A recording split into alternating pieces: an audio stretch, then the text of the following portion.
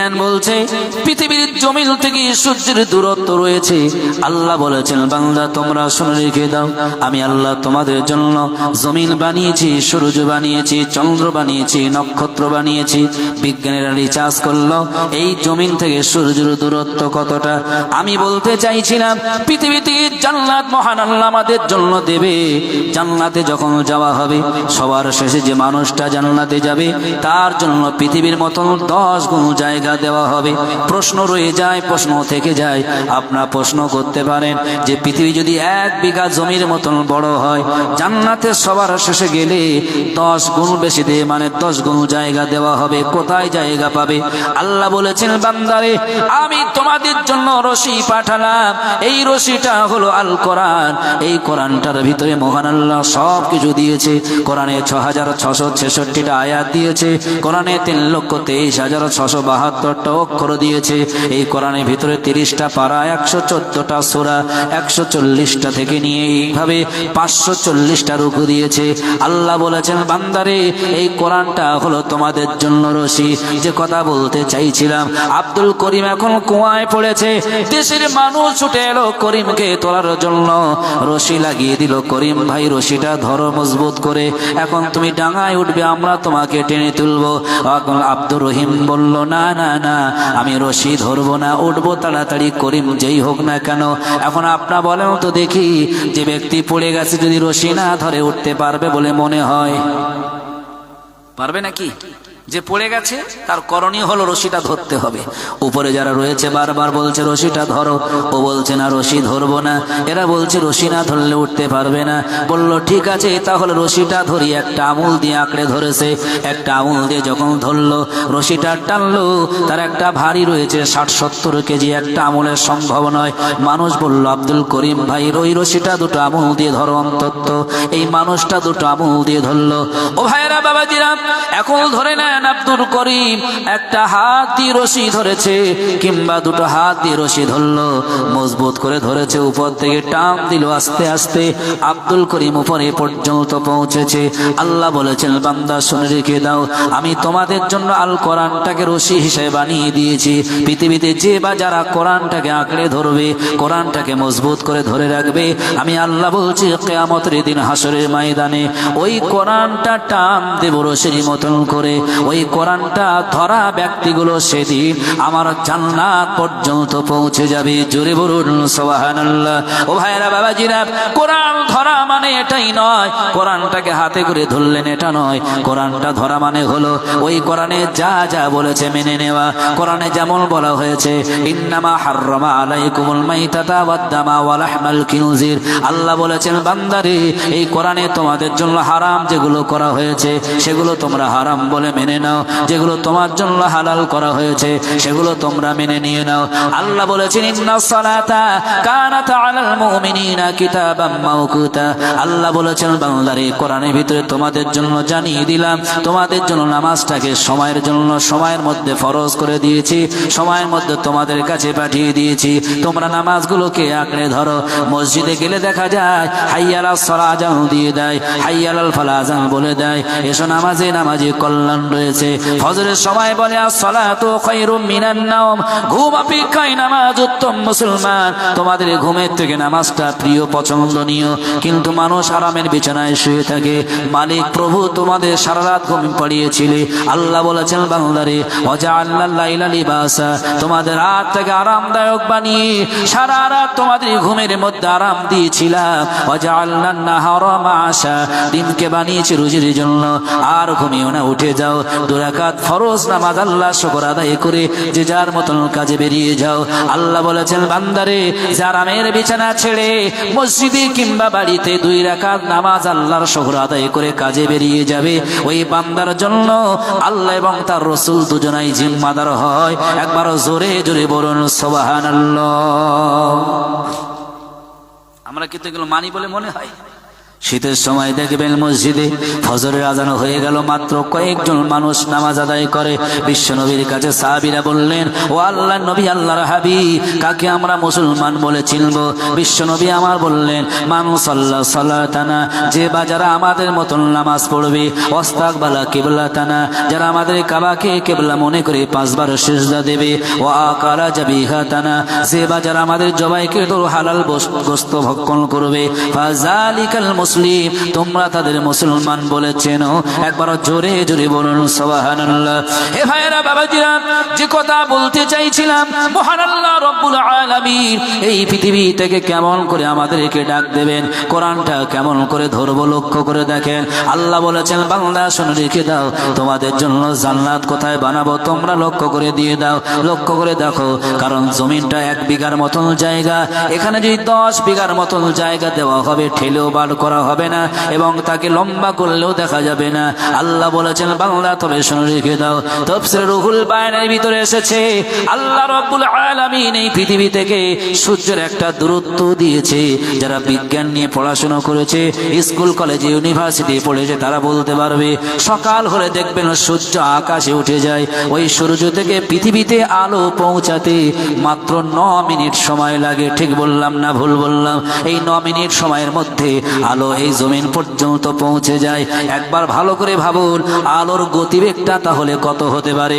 কিতাব বলছে, লেখকরা লিখেছে, আলোর গতিবেগ প্রতি সেকেন্ডে 1,86,000 মাইল গতিবেগে চলে যায়। জোরে বলুন সুবহানাল্লাহ।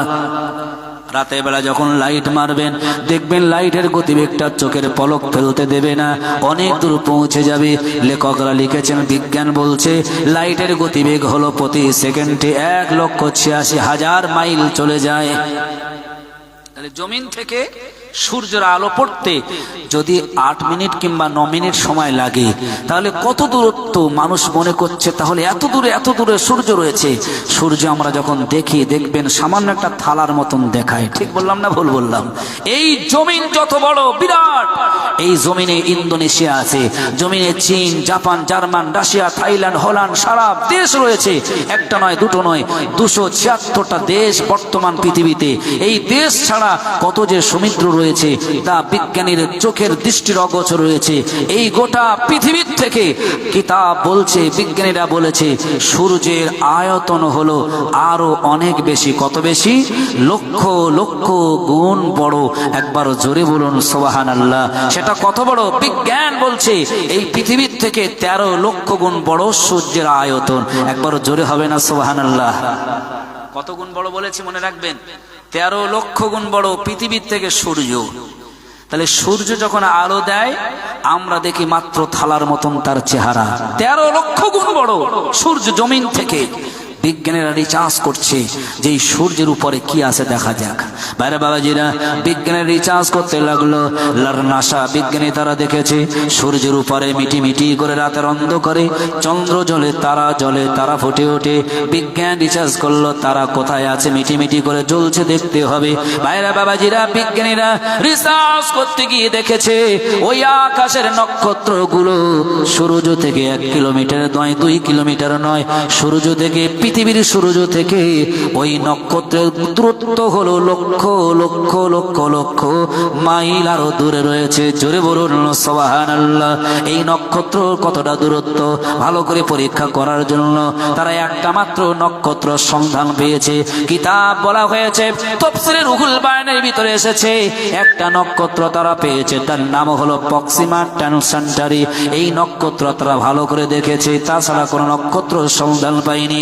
আল্লাহ বলেছেন, বান্দারে, আমি আল্লাহ রব্বুল আলামিন ওই সূর্য থেকে পৃথিবীর আকাশে একটা নক্ষত্র লক্ষ লক্ষ কোটি কোটি গুণ বড় করে আমি তোমাদের কাছে সামান্য বিন্দু পরিমাণ তোমাদের দেখাই। একবার জোরে জোরে বলুন সুবহানাল্লাহ। এখন জান্নাত তাহলে কোথায় হবে? তাফসীরে রুহুল বায়ানের ভিতরে এসেছে, আল্লাহ বলেছেন, বাংলা তোমরা শুনে রেখে দাও, ওই নক্ষত্র তাজমরা তোমরা ছোট ছোট দেখো। বিজ্ঞান বিজ্ঞানীরা তারা রিচার্জ সম্বন্ধে জানতে পারি নাই, কত বড় কত বিরাট। যদি পৃথিবী থেকে সূর্যের আকার আকাত্রি যদি 13 লক্ষ গুণ বড় হয়, আর ওই সূর্যের থেকে ছোট ছোট নক্ষত্র যেটা দেখি তারা, তাদের আয়তন আরো লক্ষ কোটি গুণ বড়। একবার জোরে জোরে বলুন সুবহানাল্লাহ। আল্লাহ বলেছেন, বান্দারে তোমাদের জন্য আমি আল্লাহ ওই নক্ষত্র ওই তারার মধ্যে আমি আল্লাহ জান্নাত বানিয়ে দেব, এত বিরাট বিরাট জান্নাত বানিয়ে দেব, পৃথিবীর মানুষ তাদের কল্পনা করতে পারবে না। একবার জোরে জোরে বলুন সুবহানাল্লাহ, নারায়ে তাকবীর। সন্দেহ আছে নাকি আপনাদের? কথা বলেন। আল্লাহ পারলে পারে, ঠিক না বেঠিক? কিতাব বলছে যদি এটাকে আমরা অবাক্য করে নেই তাহলে লক্ষ্য করতে হবে ওজাইর নবীর কথা। নবী ওয়াজাইর আলাইহি ওয়াসাল্লামের একটা ইতিহাস কোরআনের মধ্যে এসেছে, তাফসীরের মধ্যে এসেছে। আল্লাহ নবী ওয়াজাইর নাম শুনেছেন তো নাকি? কথা বলেন একটু। পৃথিবীতে কোরআন পাকে অনেক নবীদের নাম আছে, অনেক নবীদের নাম। আমাদের নবী মুহাম্মাদের নাম মাত্র 4 বার এসেছে। নবী হযরতে ইব্রাহিমের নাম এসেছে 67 বার, নবী আদমের নাম এসেছে, ইসহাকের নাম এসেছে, ইব্রাহিম নবীর নাম এসেছে। সব থেকে কোরআন শরীফে যে নবীর নাম সব থেকে বেশি এসেছে, যার নাম হলো হযরতে মূসা আলাইহি ওয়াসাল্লাম 135 বার। আর কোরআন শরীফে সব থেকে কম যে নবীর নাম এসেছে সেই নবীর নাম হলো হযরতে উযাইর আলাইহি ওয়াসাল্লাম, মাত্র এক জায়গায় এসেছে। কোথায়? পবিত্র আল কোরআনের 3 পারার 2য় সাফায় আল্লাহ বলেছেন, আও কাল্লাযী মাররা আলা ক্বরিয়াতিন ওয়া হিয়া খাবিয়াতুন আলা উরুশিহা। এই তাফসীরের মধ্যে নবী উযাইর আলাইহি ওয়াসাল্লামের কথা বলেছে। কেন বলেছেন? আমরা যেমন অনেক সময় ভাবি যে আল্লাহ এত কিছু বানালেন কি করে, এত কিছু তৈরি করলেন কি করে, কোথায় কোথায় রাখলেন। উযাইর নবী আল্লাহকে একদিন বলছেন, আল্লাহ তুমি মানুষকে আবার মেরে দাও। আল্লাহ বলছে হ্যাঁ। আবার ওই মরা মানুষকে জীবিত করো। আল্লাহ বলছে হ্যাঁ। এই ক্ষমতা লা ইয়ামুতু ফিহা ওয়ালা ইয়াহইয়া, আমি যেটা করি পৃথিবীর আর কারোর এই ক্ষমতা নাই। জোরে বলুন সুবহানাল্লাহ। আছে বলে মনে হয় নাকি কারো? কোন সরকার যদি মনে করে যে আমার একটা মন্ত্রী মারা গেছে, অনেক টাকা আছে, অনেক হসপিটাল রয়েছে, ওই মরা মন্ত্রীকে নিয়ে সেখানে নিয়ে বাঁচিয়ে তুলবো, পারবে বলে মনে হয়? আল্লাহ যদি চায় মানুষকে মেরে দেয় আবার জীবিত করতে পারে। উযাইর নবীর একটু সন্দেহ হলো, আল্লাহ তুমি এটা কি করে করতে পারো, আমাকে যদি একটু দেখাতে তাহলে আমি একটু খুশি হতাম। আল্লাহ বললেন, নবী উযাইর তুমি যদি দেখতে চাও তাহলে যাও অমুক এক জঙ্গলে, আমি আল্লাহ তোমাকে দেখিয়ে দেব কি করে মানুষকে মেরে দিই আবার জীবিত করি। ভাইরা বাবাজিরা, সংক্ষিপ্ত আলোচনা আপনাদের কাছে করব। কিতাবের মধ্যে এসেছে, তাফসীরে 3 পারার মধ্যে বলা হয়েছে হযরতে উযাইর আলাইহি ওয়াসাল্লাম জীবনকে কি করে মেরে দেওয়া হয়, মৃত্যুকে কি করে জীবন দেওয়া হয় দেখার জন্য বাড়ি থেকে বার হয়ে গেলেন। আগেকার মানুষ দেখবেন বাজারে গেলে গামছা নিয়ে যায়, বাজারে গেলে কিছু খাদ্য খাবার নিয়ে আসার জন্য গামছা কিংবা কোনো তোয়ালির মাথায় বেঁধে নিয়ে আসে। উযাইর নবী তেমন খাদ্য খাবার বেঁধে নিয়ে গাধার পিঠে উঠলেন, গাধার পিঠে চললেন। গাধাকে বললেন, হে আল্লাহ সৃষ্টিজীবী গাধা, আমি জীবন কি মৃত্যু কি করে দেয়, মৃত্যু কি করে জীবিত করে দেখার জন্য আমি অনেক জঙ্গলে যাব। আল্লাহর আদেশ হয়েছে চলো আমাকে বয়ে নিয়ে। গাধা বয়ে বয়ে নিয়ে চলে গেল। ঘন্টা 3 পথ নবী উযাইর গিয়ে পৌঁছে গেলেন। এখন নবী উযাইর ক্লান্ত হলো, গাধাকে একটা গাছের গায়ে বাঁধলেন। নবী উযাইর একটা গাছের গায়ে হেলান দিয়ে বসলেন। ক্লান্ত শরীর থাকতে থাকতে তিনি ঘুমিয়ে পড়লেন। ঘন্টা তিনি ঘুমালেন। ঘুমানোর পরে সন্ধ্যা প্রায় কাছাকাছি নবী উযাইর জাগ্রত হয়ে বললেন, আল্লাহ আমি তো জাগ্রত হয়েছি, কিন্তু কি করে মানুষকে মেরে দেন আবার জীবিত করেন আমার দেখা হলো না। আল্লাহ বলছে, নবী উযাইর আমি আল্লাহ সব তোমাকে দেখিয়ে দিয়েছি, মানুষকে কি করে মেরে দেই আবার জীবিত করে। নবী উযাইর বলছেন, আল্লাহ সে কি ব্যাপার বুঝলাম না, আমি মাত্র ঘন্টা 3 ঘুমিয়েছি, আমি তো দেখতে পেলাম না। আল্লাহ বলছে, নবী উযাইর সময় সব তোমায় দেখিয়ে দিয়েছি, তুমি দেখলে না। হে নবী উযাইর শুনে রেখে দাও, তুমি যদি এখন বাড়ি যেতে চাও তোমার গাধা কোথায় রয়েছে ওই গাধাটা আগে খুঁজে নাও, তারপরে তুমি দেখতে পাবে। নবী উযাইর গিয়ে দেখলেন যে গাছের গোড়ায় গাধা বাঁধা হয়েছিল, সেই গাছের গোড়ায় গাধা আর নাই। আল্লাহকে জিজ্ঞাসা করল, আল্লাহ গাধা তো নাই। আল্লাহ বলছে, নবী উযাইর তুমি চিন্তিত করো না, শুনে রেখে দাও ওই গাধাটা মারা গিয়েছে। গাধার বয়স মাত্র 30-35 বছর হয়, কেউ বলেছেন 40 থেকে 42 বছর পর্যন্ত, কিন্তু ওই গাধা মারা গিয়েছে। ওই গাধাটা মরে যাবার পরে তুমি যেখানে হেলান দিয়ে ঘুমিয়েছিলে, 1 দিন নয় 2 দিন নয়, 1 মাস 2 মাস 1 বছর 2 বছর নয়, তুমি ওই জায়গায় 100 বছর ঘুমিয়েছিলে। আল্লাহ নবী উযাইর মুস্কি হেসে বললেন, ও রব্বুল আলামিন আলামিন আল্লাহ মানুষকে কি করে মেরে দেন আবার জীবিত করেন দেখার জন্য এসেছি, কিন্তু আবার আপনি আমাকে বললেন 3 ঘন্টার ব্যবধানে 100 বছর নাকি ঘুমিয়েছি। আল্লাহ এটা কি করে সম্ভব আমাকে বলতে হবে। আল্লাহ বললেন নবী ওয়াজাইর সন্ধ্যা হয়ে গেলে বাড়ি তুমি ফিরতে পারবে না, আগে তুমি তোমার গাধাটাকে খুঁজে নাও, তারপরে তোমার সব দেখিয়ে দেব। আল্লাহ নবী ওয়াজাইর বললেন আল্লাহ আমার গাধা তো নেই, কোথায় খুঁজবো?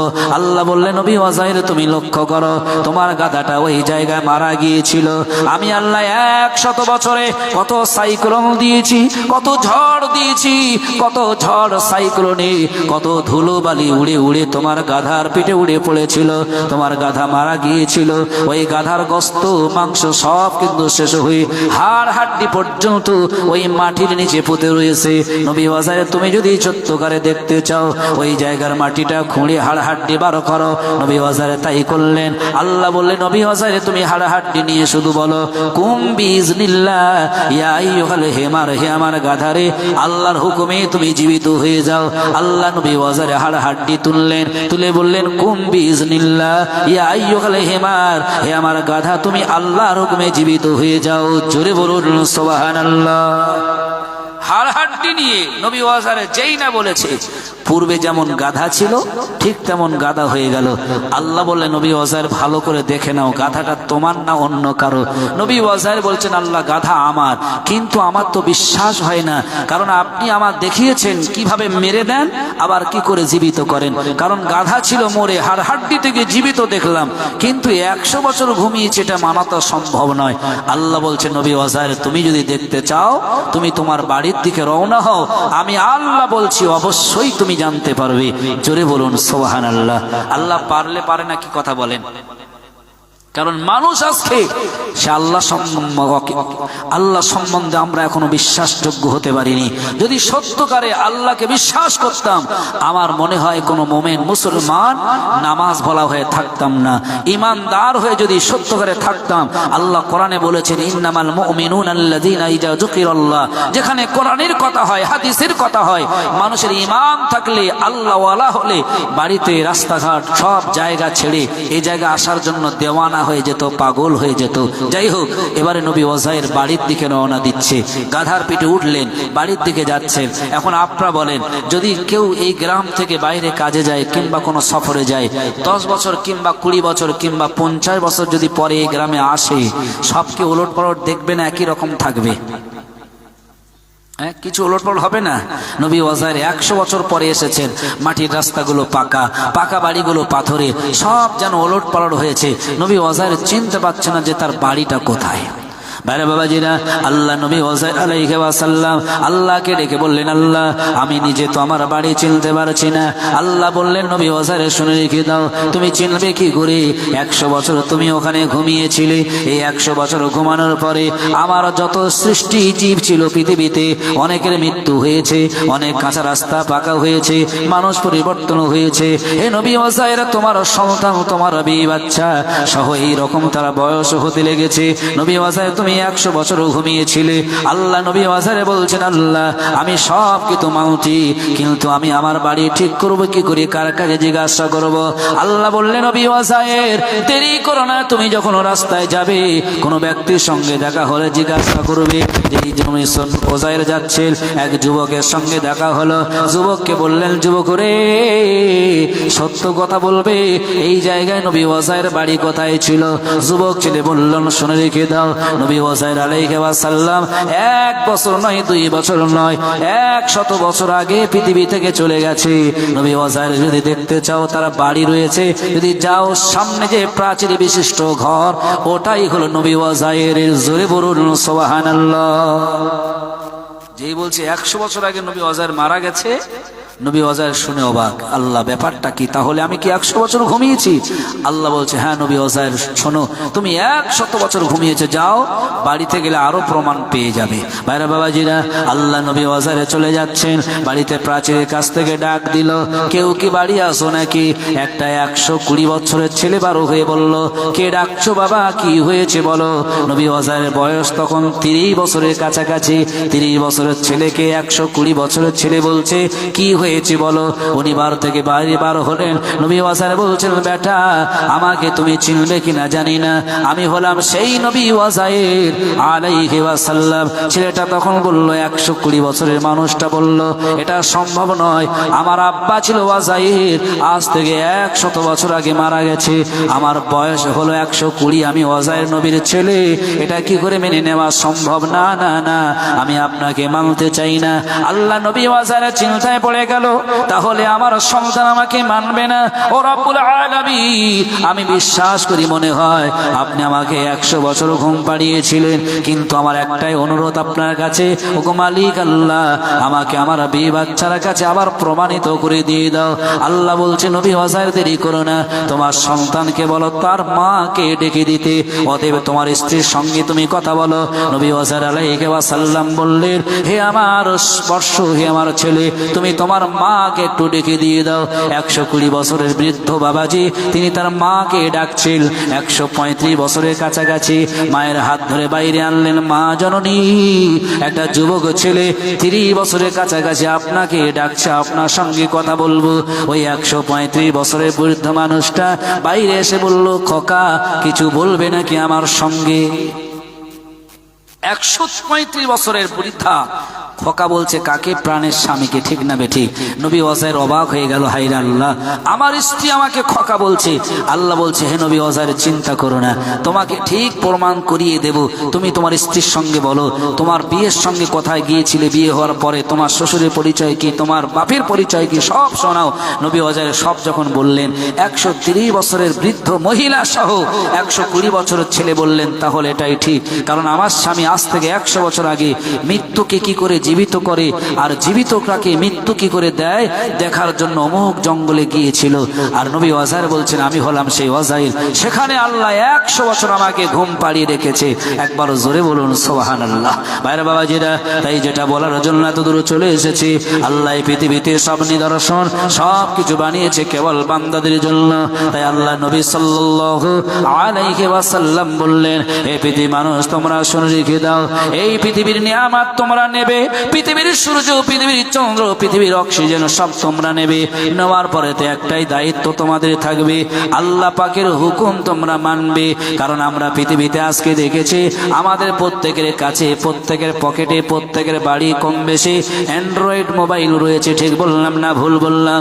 এখন যে সরকার এই মোবাইল দিয়েছে কিংবা মোবাইলের নেট দিয়েছে, টাওয়ার দিয়েছে, এই সরকার যদি মনে মনে করে, এই কোম্পানি যদি মনে মনে করে মোবাইলের টাওয়ার একদিন কিংবা 2 দিন কিংবা 1 সপ্তাহ বন্ধ করে দেব, কোনো নেট থাকবে না পশ্চিম বাংলায়, কোনো ভারতে নেট থাকবে না, কোনো টাওয়ার থাকবে না, আমার মনে হয় এই রকম সময় আসলে অনেক প্রেমিক আর প্রেমিকা আগেই তারা মরে যাবে, ঠিক বললাম না ভুল বললাম? ঠিক তো নাকি? 1 সপ্তাহ, বেশি নয়, 1 সপ্তাহ মোবাইলের টাওয়ার নেট বন্ধ হয়ে যাবে, কত মানুষ মারা যাবে, কত কোম্পানি বন্ধ হয়ে যাবে। আল্লাহ বলছেন, বান্দা তোমরা 1 সপ্তাহ বন্ধ হলে, এই টাওয়ার বন্ধ হলে কত মানুষ মরে যাবে একবার ভাবো। আমি আল্লাহ তোমাদের জন্য 1 সপ্তাহ নয়, 1 দিনও নয়, যদি 5 মিনিট অক্সিজেন বন্ধ করে দেই, পৃথিবীর একটা মানুষও পৃথিবীতে বাঁচবে না। শুধু মানুষ নয়, পৃথিবীর সৃষ্টির জগৎ জীবও বাঁচবে না, ঠিক বললাম না ভুল বললাম? তারপরে মানুষ একবার ভাবে না, শুধু মনে করছে 1 সপ্তাহ নেট বন্ধ হইলে মারা যাব। আল্লাহ বলছে 1 সপ্তাহ নয়, মাত্র 5 মিনিট যদি অক্সিজেন বন্ধ করে দেওয়া হয় মানুষ মারা যাবে। তারপরেও ভেবে নাও যে আল্লাহ তোমাদের জন্য কত নিয়ামত করে পৃথিবীতে, কত আদর্শ আখলাক দিয়ে তোমাদের জন্য সব নিয়ামত দিয়ে দিয়েছে, একটাই মাত্র কারণ, লাআল্লাকুম তাযাক্কারুন, যাতে তোমরা আল্লাহ পাককে অনুসরণ করতে পারো। একবার জোরে বলুন সুবহানাল্লাহ। ভাই বাবাজিরা, আমি যেটা বলার জন্য এত দূর চলে এসেছি, আল্লাহ রাব্বুল আলামিন তার পরের আয়াতে বললেন, ফাফিরু ইলাল্লাহ ইন্নী লাকুম মিনহু নাযীরুম মুবিন। আল্লাহ বলছেন, বান্দা তারপরে তোমরা শোনো, এত কিছু নিয়ামত দেখার পরে তারপর তোমরা বেরিয়ে যাও আমার রাস্তায়। আমি যে রব, আমি যে মালিক, এটা মানুষের কাছে বলার জন্য। আল্লাহ পরের আয়াতে পরের পৃষ্ঠায় বললেন, ওয়ালা তাজআলু মাআল্লাহি ইলাহান আখার ইন্নী লাকুম মিনহু নাযীরুম মুবিন। আল্লাহ বললেন, বলছেন বান্দা তারপরে আমি আল্লাহ তোমাদের শুনিয়ে দিলাম আমি তোমাদের মালিক তোমাদের রব তোমাদের আল্লাহ আমি ছাড়া পৃথিবীর কারোর কাছে তোমরা রব বলে মেনে নিও না একবার জোরে জোরে বলুন সুবহানাল্লাহ যদি আল্লাহ ছাড়া পৃথিবীতে কারো রব বলে মেনে নাও তাহলে নবী ব্যাখ্যা করে বলছেন আল্লাহ পাক তার উপরে বলে দিলেন নবী বললেন এই যে তানিবু সাবাল মুবিকাত সাতটা ধ্বংসকারী বস্তু এমন আছে যেটা করলে তোমাদের নামাজ তোমাদের রোজা তোমাদের হজ তোমাদের যাকাত তোমাদের সমস্ত নেক আমল সব ধ্বংস হয়ে যাবে এই আয়াতের ব্যাখ্যা করতে গিয়ে শাহ ওলিউল্লাহ মুহাদ্দিস দেহলভী সহ অন্যান্য মুহাদ্দিস কেরামরা তারা লিখেছে যে আল্লাহ পাক তার নবী বলেছে যদি সাতটা কাজ যদি কেউ করে তার জীবনে সকল নেক আমলগুলো পুড়ে বরবাদ হয়ে যাবে সেই সাতটা কাজ কি শুনবেন নাকি আমাদের জীবনে যেটা হয় সমাজে যেটা চলে শুনতে হবে এটা তাকবীর দেন নারায়ে তাকবীর এটা মুহাব্বতের সঙ্গে দরুদ আল্লাহুম্মা সাল্লি আলা সাইয়্যিদিনা মাওলানা মুহাম্মদ ওয়া আলা আলিহি মাশাআল্লাহ ভালো লাগছে জোরে জোরে হোক আল্লাহুম্মা সাল্লি আলা সাইয়্যিদিনা মাওলানা মুহাম্মদ ওয়া আলা আলিহি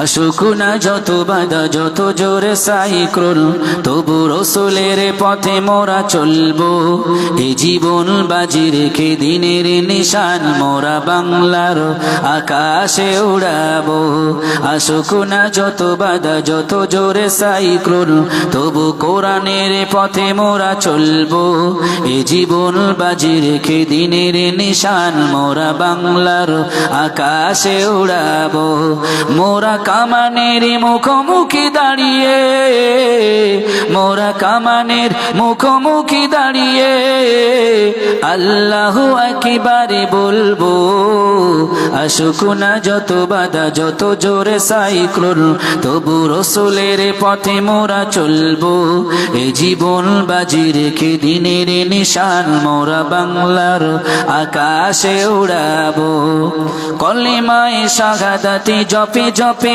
আমরা বেরিয়ে পড়িব পথে পথে কেঁদো না মাগো যেতে দাও বীরে মাশায়েখদের সাথে বীরে মাশায়েখদের সাথে কলিমায়ে শাহাদাতি জপে জপে আমরা বেরিয়ে পড়িব পথে পথে কেঁদো না মাগো যেতে দাও বীরে মাশায়েখদের সাথে বীরে মাশায়েখদের সাথে বেদিনের পাঞ্জায় বিশ্ব মুসলমান কান্নায় ভাঙছে নীল আকাশ আমরা ফোটাবো হাসি মাজলুমানের মুখে বুকে ঝড় তুলেছে বিশাল বুকে ঝড় তুলেছে বিশাল পৃথিবীর এই আমানিশা সত্যের আলো দিয়ে ফোটাবো আসুক না যত বাধা যত জোরে সাইক্লোন তবু রসুলের পথে মোরা চলবো এ জীবন বাজি রেখে দিনের নিশান মোরা বাংলার আকাশে উড়াবো জোরে জোরে আল্লাহুম্মা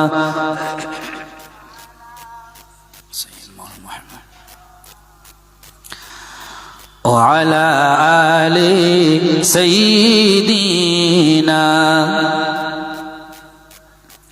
ও ভাইরা বাবাজিরা তাহলে মহান আল্লাহ পাক রব্বুল আলামিন তিনি বলেছেন ওয়ালা তাজালু মাআল্লাহি ইলাহান আখার আমি ছাড়া পৃথিবীর কারোর কাছে স্রষ্টা বলে তোমরা মেনে নিও না কারণ আমি যদি স্রষ্টা যদি আমার ছাড়া অন্য কারোর কাছে মেনে নিয়ে নাও তাহলে আমি আল্লাহ আমার তরফ থেকে সাহায্য নয় বরং তোমাদের উপরে লানত পড়ে যাবে কারণ কোরআনে এসেছে ইন্নাল্লাযীনা কাফারু ওয়া মাতু ওয়া হুম কুফফারুন উলাইকা আলাইহিম লানাতুল্লাহি ওয়াল মালাইকাতি ওয়ান নাসি আজমাইন। কোরআনের দ্বিতীয় পারার তৃতীয় সভায় মিডল পজিশনে মহান আল্লাহ বলেছেন, বান্দারে কেউ যদি আল্লাহ ভোলা হয়ে মারা যায়, আল্লাহ ভোলা হয়ে মারা গেলে, কুফরি অবস্থায় যদি কেউ মারা যায়, লাআনাতুল্লাহ, আমি আল্লাহ আমার লানত থাকবে তার উপরে, ওয়াল মালাইকাতি, সমস্ত মালাইকাদের লানত থাকবে, ওয়ান নাসি আজমাইন, এবং সমস্ত মানব করে লানত থাকবে।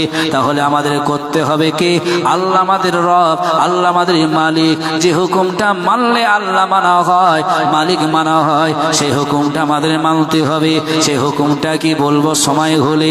আল্লাহ বলেছেন, বান্দা তাহলে তোমরা লক্ষ্য করো, তোমাদের কোনো প্রয়োজন হলে তোমরা পঞ্চায়েতে যাও, অফিস আদালতে যাও, বিডিএ যাও, থানায় যাও, অনেক সময় গিয়ে তোমরা দাঁড়িয়ে থাকতে হয়। সকাল 8টায় যদি কোনো পঞ্চায়েত অফিসে যাও, 10টায় না বাজলে দরজা খুলবে না। আল্লাহ বলেছেন, বান্দারে তোমরা পৃথিবীর কোনো প্রয়োজনের জন্য কোনো দরবারে যাও, দরজা খোলা পাও না, আমি আল্লাহ বলছি তোমরা রবের কাছে যদি চাও, সেকেন্ডও সময় লাগে না।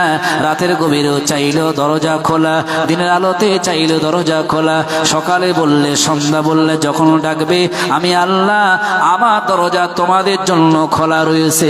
একবার জোরে জোরে বলুন সুবহানাল্লাহ।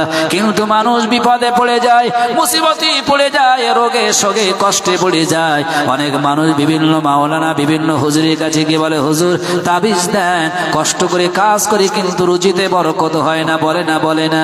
ওই মানুষটার পিছনে লক্ষ্য করে দেখবেন 5 ওয়াক্ত নামাজি নয়। আল্লাহ রসুল বলেছে তাবিজ নয়, বরকতের জন্য যদি গোটা কোরআন শরীফটা বুকে ঝুলিয়ে নিয়ে নাও, তারপরে তোমাদের বরকত আসবে না। কারণ বিশ্ব নবী আমার মক্কা জমিনে মদিনা শরীফে এক সাহাবীর বাড়ি দাওয়াতে গেলেন। সাহাবীর নাম হলো হযরতে আনাস রাদিয়াল্লাহু তাআলা আনহু। খাওয়া দাওয়া শেষ হয়ে গেল। আনাস রাদিয়াল্লাহু তাআলা আনহু অন্তিম অবস্থায় এসে যাওয়ার সময় চোখের পানি ছেড়ে বললেন, ইয়া রাসূলুল্লাহ, ইয়া হাবিবাল্লাহ, হুজুর আমি হলাম আপনার সাহাবী আনাস, আপনার কাছে একটা কথা জানতে চাই। আজ কয়েকটা মাস হলো আমার কয়েকটা খেজুর গাছের খেজুর হয় বিক্রি করে সংসার নির্বাহন হয়। ইয়া রাসূলুল্লাহ, ওই খেজুর গাছগুলোতে খাজুর হয় না, মদিনার বাজারে বিক্রি করতে পারি না, সংসার অভাব অনটন অশান্তি হয়। আল্লাহ নবী বলেন, আনাস তুমি দেরি করো না, দাঁড়িয়ে যাও। একজন সাহাবীকে ওই খাজুর গাছে তুলে দিলেন। সাহাবী খাজুর গাছে উঠলেন। আল্লাহ নবী নিচে থেকে বললেন, সাহাবী এই খেজুর গাছের খেজুরের মশার সঙ্গে কিছু বাঁধা আছে কি দেখো। ওই সাহাবী খুঁজে খুঁজে দেখলেন ওই খেজুর গাছ এর মশার সঙ্গে একটি কাপড়ে বাঁধা একটা পুটলি তৈরি রয়েছে। উনি পারলেন নবীর হাতে দিলেন। নবীজি পুটলিটা খুললেন, দেখলেন কিছু নয়, মাত্র কয়েকটা নখ রয়েছে। আল্লাহ নবী বলেন, আনাস রে লক্ষ্য করো, এই যে নখগুলো তোমার গাছের মাথায় দেখেছো, এগুলো বেনামাজির নখ। কোন মানুষ কোন কবরস্থান থেকে বেনামাজির নখগুলো কেটে নিয়ে তোমার গাছে ঝুলিয়ে দিয়েছে। আজকে মুসলমান বলুন তো, যদি একটা বেনামাজির নখের কারণে খেজুর গাছের খেজুর যদি বন্ধ হয়ে যায়, অনেক বাড়িতে বেনামাজি রয়েছে, তাহলে বরকত আসবে কিনা জোরে বলেন। তাই বিশ্ব নবী আমার বলেছে, হে সাহাবীরা শুনে রাখো, হে পৃথিবীর মানুষ শুনে রেখে দাও, আইয়ুল আমাল ইয়াহাব্বু ইলাল্লাহি তাআলা, আল্লাহর নিকট সব থেকে মনোনীত পছন্দনীয় নির্বাচিত আমল হলো 3টি। তার ভিতরে প্রথম নাম্বার হলো ক্বালা সালাতু লিওয়াক্তিহা, সময় মতো নামাজ আদায় করা। জোরে জোরে বলুন সুবহানাল্লাহ। কিন্তু এই নামাজ আমরা পড়ি, ফাওয়াইলুল লিল মুসাল্লিন, আল্লাহ বলেছেন লোক দেখানো পড়বে না, তাহলে দুর্ভোগ তাদের জন্য। কিন্তু আমরা অনেকে নামাজ পড়ি লোক দেখানো। কেমন লোক দেখানো? মেয়ের যখন বিবাহ হয়ে দেখবেন, ছেলের যখন বিবাহ হয়ে দেখবেন, বেইমশাই আসে, আত্মীয় স্বজন আসে, কোনো মেয়ের বাপ শ্বশুর বাড়ি গেল, মেয়ের বাড়ি গেল, মিষ্টি মিঠাই নিয়ে গেল, বেইর সঙ্গে দেখবেন মসজিদে যায়, তার আগে নামাজ পড়ে না। মসজিদে না গেলে লোকের বাড়ি খারাপ বলবে, মেয়ের আত্মীয় খারাপ মনে নেবে। জুমার দিন আসলে অনেক মানুষ জুমা নামাজ আদায় করে। লাইলাতুল বরাত, লাইলাতুল কদর, রমজান মাস আসলে মানুষ কিছু নামাজ পড়ে না। ঠিক বললাম না ভুল বললাম? আপনার এলাকায় জানি না, ইমাম সাহেবরা যখন শবে বরাত এসে যায়, লাইলাতুল বরাত এসে যায়, সন্ধ্যাবেলা ইমাম সাহেব বলে দেয়, সবাই রেডি হয়ে তৈরি হয়ে চলে এসো, এইবারে জিয়ারত তৈরি হয়ে যাবে, জিয়ারত হবে। ইমাম সাহেব হাঁক দিল। অনেক মানুষ আছে মাথায় টুপি, পরনে পাঞ্জাবি, সুন্দর লেবাস পরে জিয়ারতের জন্য বেরিয়ে যায়। ইমাম সাহেব কবরের কাছে হাত তুলে, রব্বুল আলামিন এই কবরে যত মানুষ রয়েছে আর অনেক মানুষ তাদের জন্য হাত তুলেছে, এদের হাতে রেখা খাতিরে কবরবাসীদের আযাব বন্ধ করে দাও। একবার ভেবে দেখেছো ভাই ও মুসলমান, যত মানুষ হাত তুলে দাঁড়িয়ে রয়েছে, অনেক মানুষ ফজর পড়ে নাই, যোহর পড়ে নাই, আসর মাগরিব এশার নামাজ পড়ে নাই।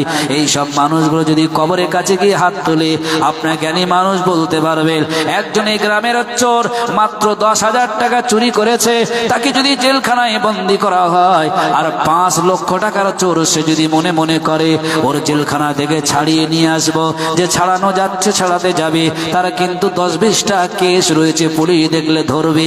এখন আপনারা বলেন এই মানুষটা যদি তাকে ছাড়াতে যায়, কল্যাণ হবে না বিপদ হবে? জোরে বলেন। বিপদ হবে না? যার কেস রয়েছে, যার গুনাহ রয়েছে, অন্যায় রয়েছে, সে সামান্য অন্যায়ের কাছে যাচ্ছে। আল্লাহ রাসূল বলেছে তোমরা ফজর পড়লে না, যোহর পড়লে না, আসর পড়লে না, মাগরিব পড়নি, গিয়ে জিয়ারতের জন্য দাঁড়িয়েছো, ওর কবরে আযাব মাফ করতে হয় না? হয় না? ভাইরা বাবাজিরা রাগ করবেন না, ভুলামায় বুঝবেন না, আমি যেটা বলার জন্য এত দূর চলে এসেছি আল্লাহর নবী আমার বলেছে। তাই এই যে তানিবু সাবাল মুবিকাত, তোমরা 7টা ধ্বংসকারী বস্তু থেকে বেঁচে থাকবে। এই 7টা ধ্বংসকারী বস্তু যদি করো, তোমাদের নামাজ কবুল হবে না, রোজা কবুল হবে না। সাহাবীরা বললেন ওমা হুল্লা ইয়া রাসূলুল্লাহ, সেগুলো কি? আপনি একটু শুনিয়ে দেন। বিশ্বনবী আমার বললেন প্রথম নাম্বার হলো আশরিকু বিল্লাহ, আল্লাহর সঙ্গে কারো শিরক করা যাবে না। আল্লাহ তোমাদের মালিক, তোমাদের রব, তোমাদের অক্সিজেন দেয়, তোমাদের খাদ্য দেয়, তোমাদের সুখ শান্তি দেয়, তোমাদের সব কিছু দিয়েছে, চাইলে পাওয়া যায় সেই মালিক আল্লাহ। তিনি ছাড়া কারো ইবাদত তোমরা করতে পারবে না। যে আল্লাহ রাত দেয়, যে আল্লাহ সকাল দেয়, আবার দুপুর গড়িয়ে দেয়, সন্ধ্যা গড়িয়ে দেয়, যে আল্লাহ আসমানে সূর্য বানিয়ে দিয়েছে, যে আল্লাহ চাঁদ বানিয়ে দিয়েছে রাতের বেলা, যে আল্লাহ তোমাদের জন্য সন্তান আদি দিয়ে তোমাদের মন ভরিয়ে দিয়েছে, যে আল্লাহ তোমাদের অশান্ত দেহটাকে শান্ত বানানোর জন্য দুনিয়া নারী বানিয়ে অনেক নারীকে তোমাদের বিয়ে বানিয়ে দিয়েছে। এই পৃথিবীর মানুষ সেই আল্লাহ ছাড়া পৃথিবীর কারোর তোমরা সিজদা করবে না, শরীক করবে না।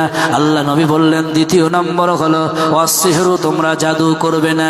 আজকে বর্তমান সময়ে অনেক মানুষ শিরক করে, আমরা জানি না, বলতে গেলে কষ্ট হয়। কোন পীরের দরবারে গিয়ে দেখবে অনেক মানুষ চাদর চাপা দিয়ে বলে বাবা 2 মাস হয়েছে, 2 বছর হয়েছে, ব্যবসায় লেগেছে, একটু দোয়া করো যাতে আমার ব্যবসায় বরকত হয়। কিংবা যদি বলা হয় বাবা তোমার দরবারে এসেছি, আমার একটা ছেলের বিয়ে হয়েছে, 2 বছর হয়েছে, সন্তান হয় না, দোয়া দাও যেন আমার ছেলেটা যেন সন্তান হয়। ওই মানুষটাকে বলার দরকার মালিক মাওলা, তুমি আমাদের আল্লাহ, তুমি আমাদের রব, তোমার মাহবুব বান্দার ওসিলায় বিনিময় আমার সন্তানের একটা সন্তান দাও, আমার রোগ হয়েছে তুমি শিফা বানাও আল্লাহ। এই মাহবুব বান্দার ওসিলায় বলার মধ্যে অনেক কিন্তু শিরক হয়ে যায়। তাই নবী আমার 1400 বছর আগে বলেছে আশরিকু বিল্লাহ, আল্লাহর সঙ্গে শিরক করা যাবে না। দ্বিতীয় নম্বর হলো ওয়াসসিহরু, তোমরা জাদু করতে পারবে না। তৃতীয় নম্বরে বিশ্ব নবী আমার বললেন ওয়া কতলুল নাফসুল্লাতী হারামাল্লাহু ইল্লা বিল হক, অন্যায় ভাবে কেউ কাউকে হত্যা করতে পারবে না। ও ভাইরা বাবাজিরা বুকে হাত দিয়ে বলবেন বর্তমান সময় কিন্তু এভেলেবেল হত্যা হচ্ছে না? হচ্ছে না? জোরে বলেন।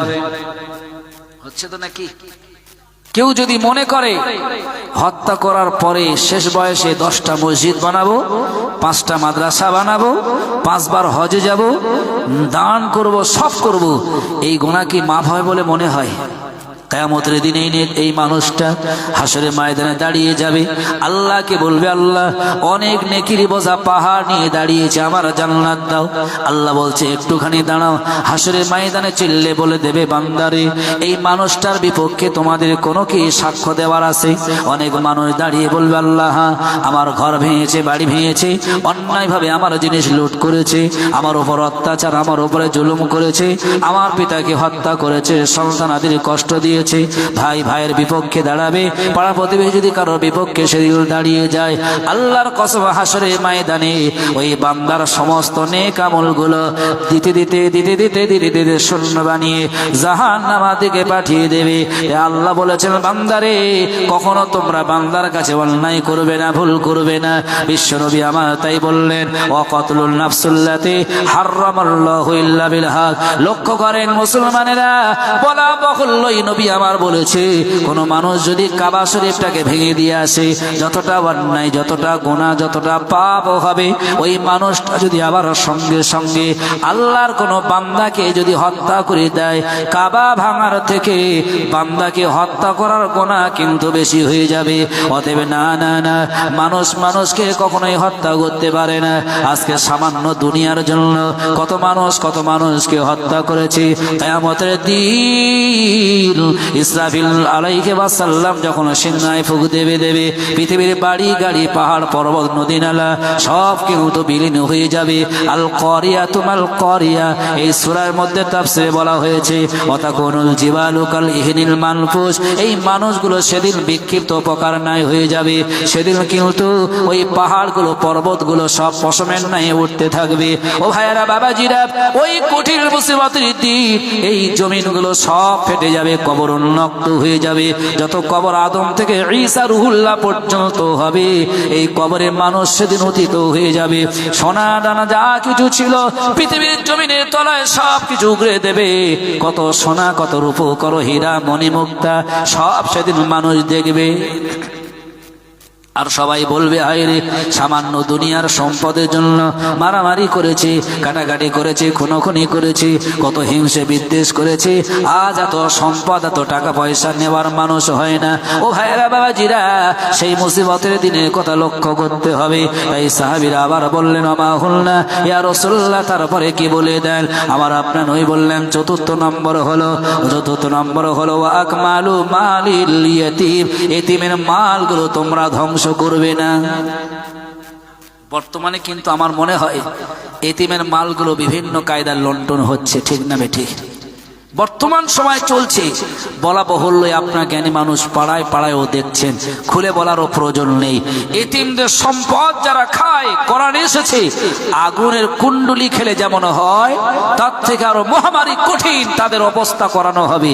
এতিমদের মালগুলো ধ্বংস যারা করছে তারাও এর থেকে সাবধান হবেন। আল্লাহ রাসূল ৫ম নম্বরে বললেন, ওয়াক মালু মালির রিবা, তোমরা সুদ ভক্ষণ করবে না। পৃথিবীতে আমার মনে হয় অনেক মানুষের ঘরে বর্তমান সুদের ব্যবসাও চলছে না।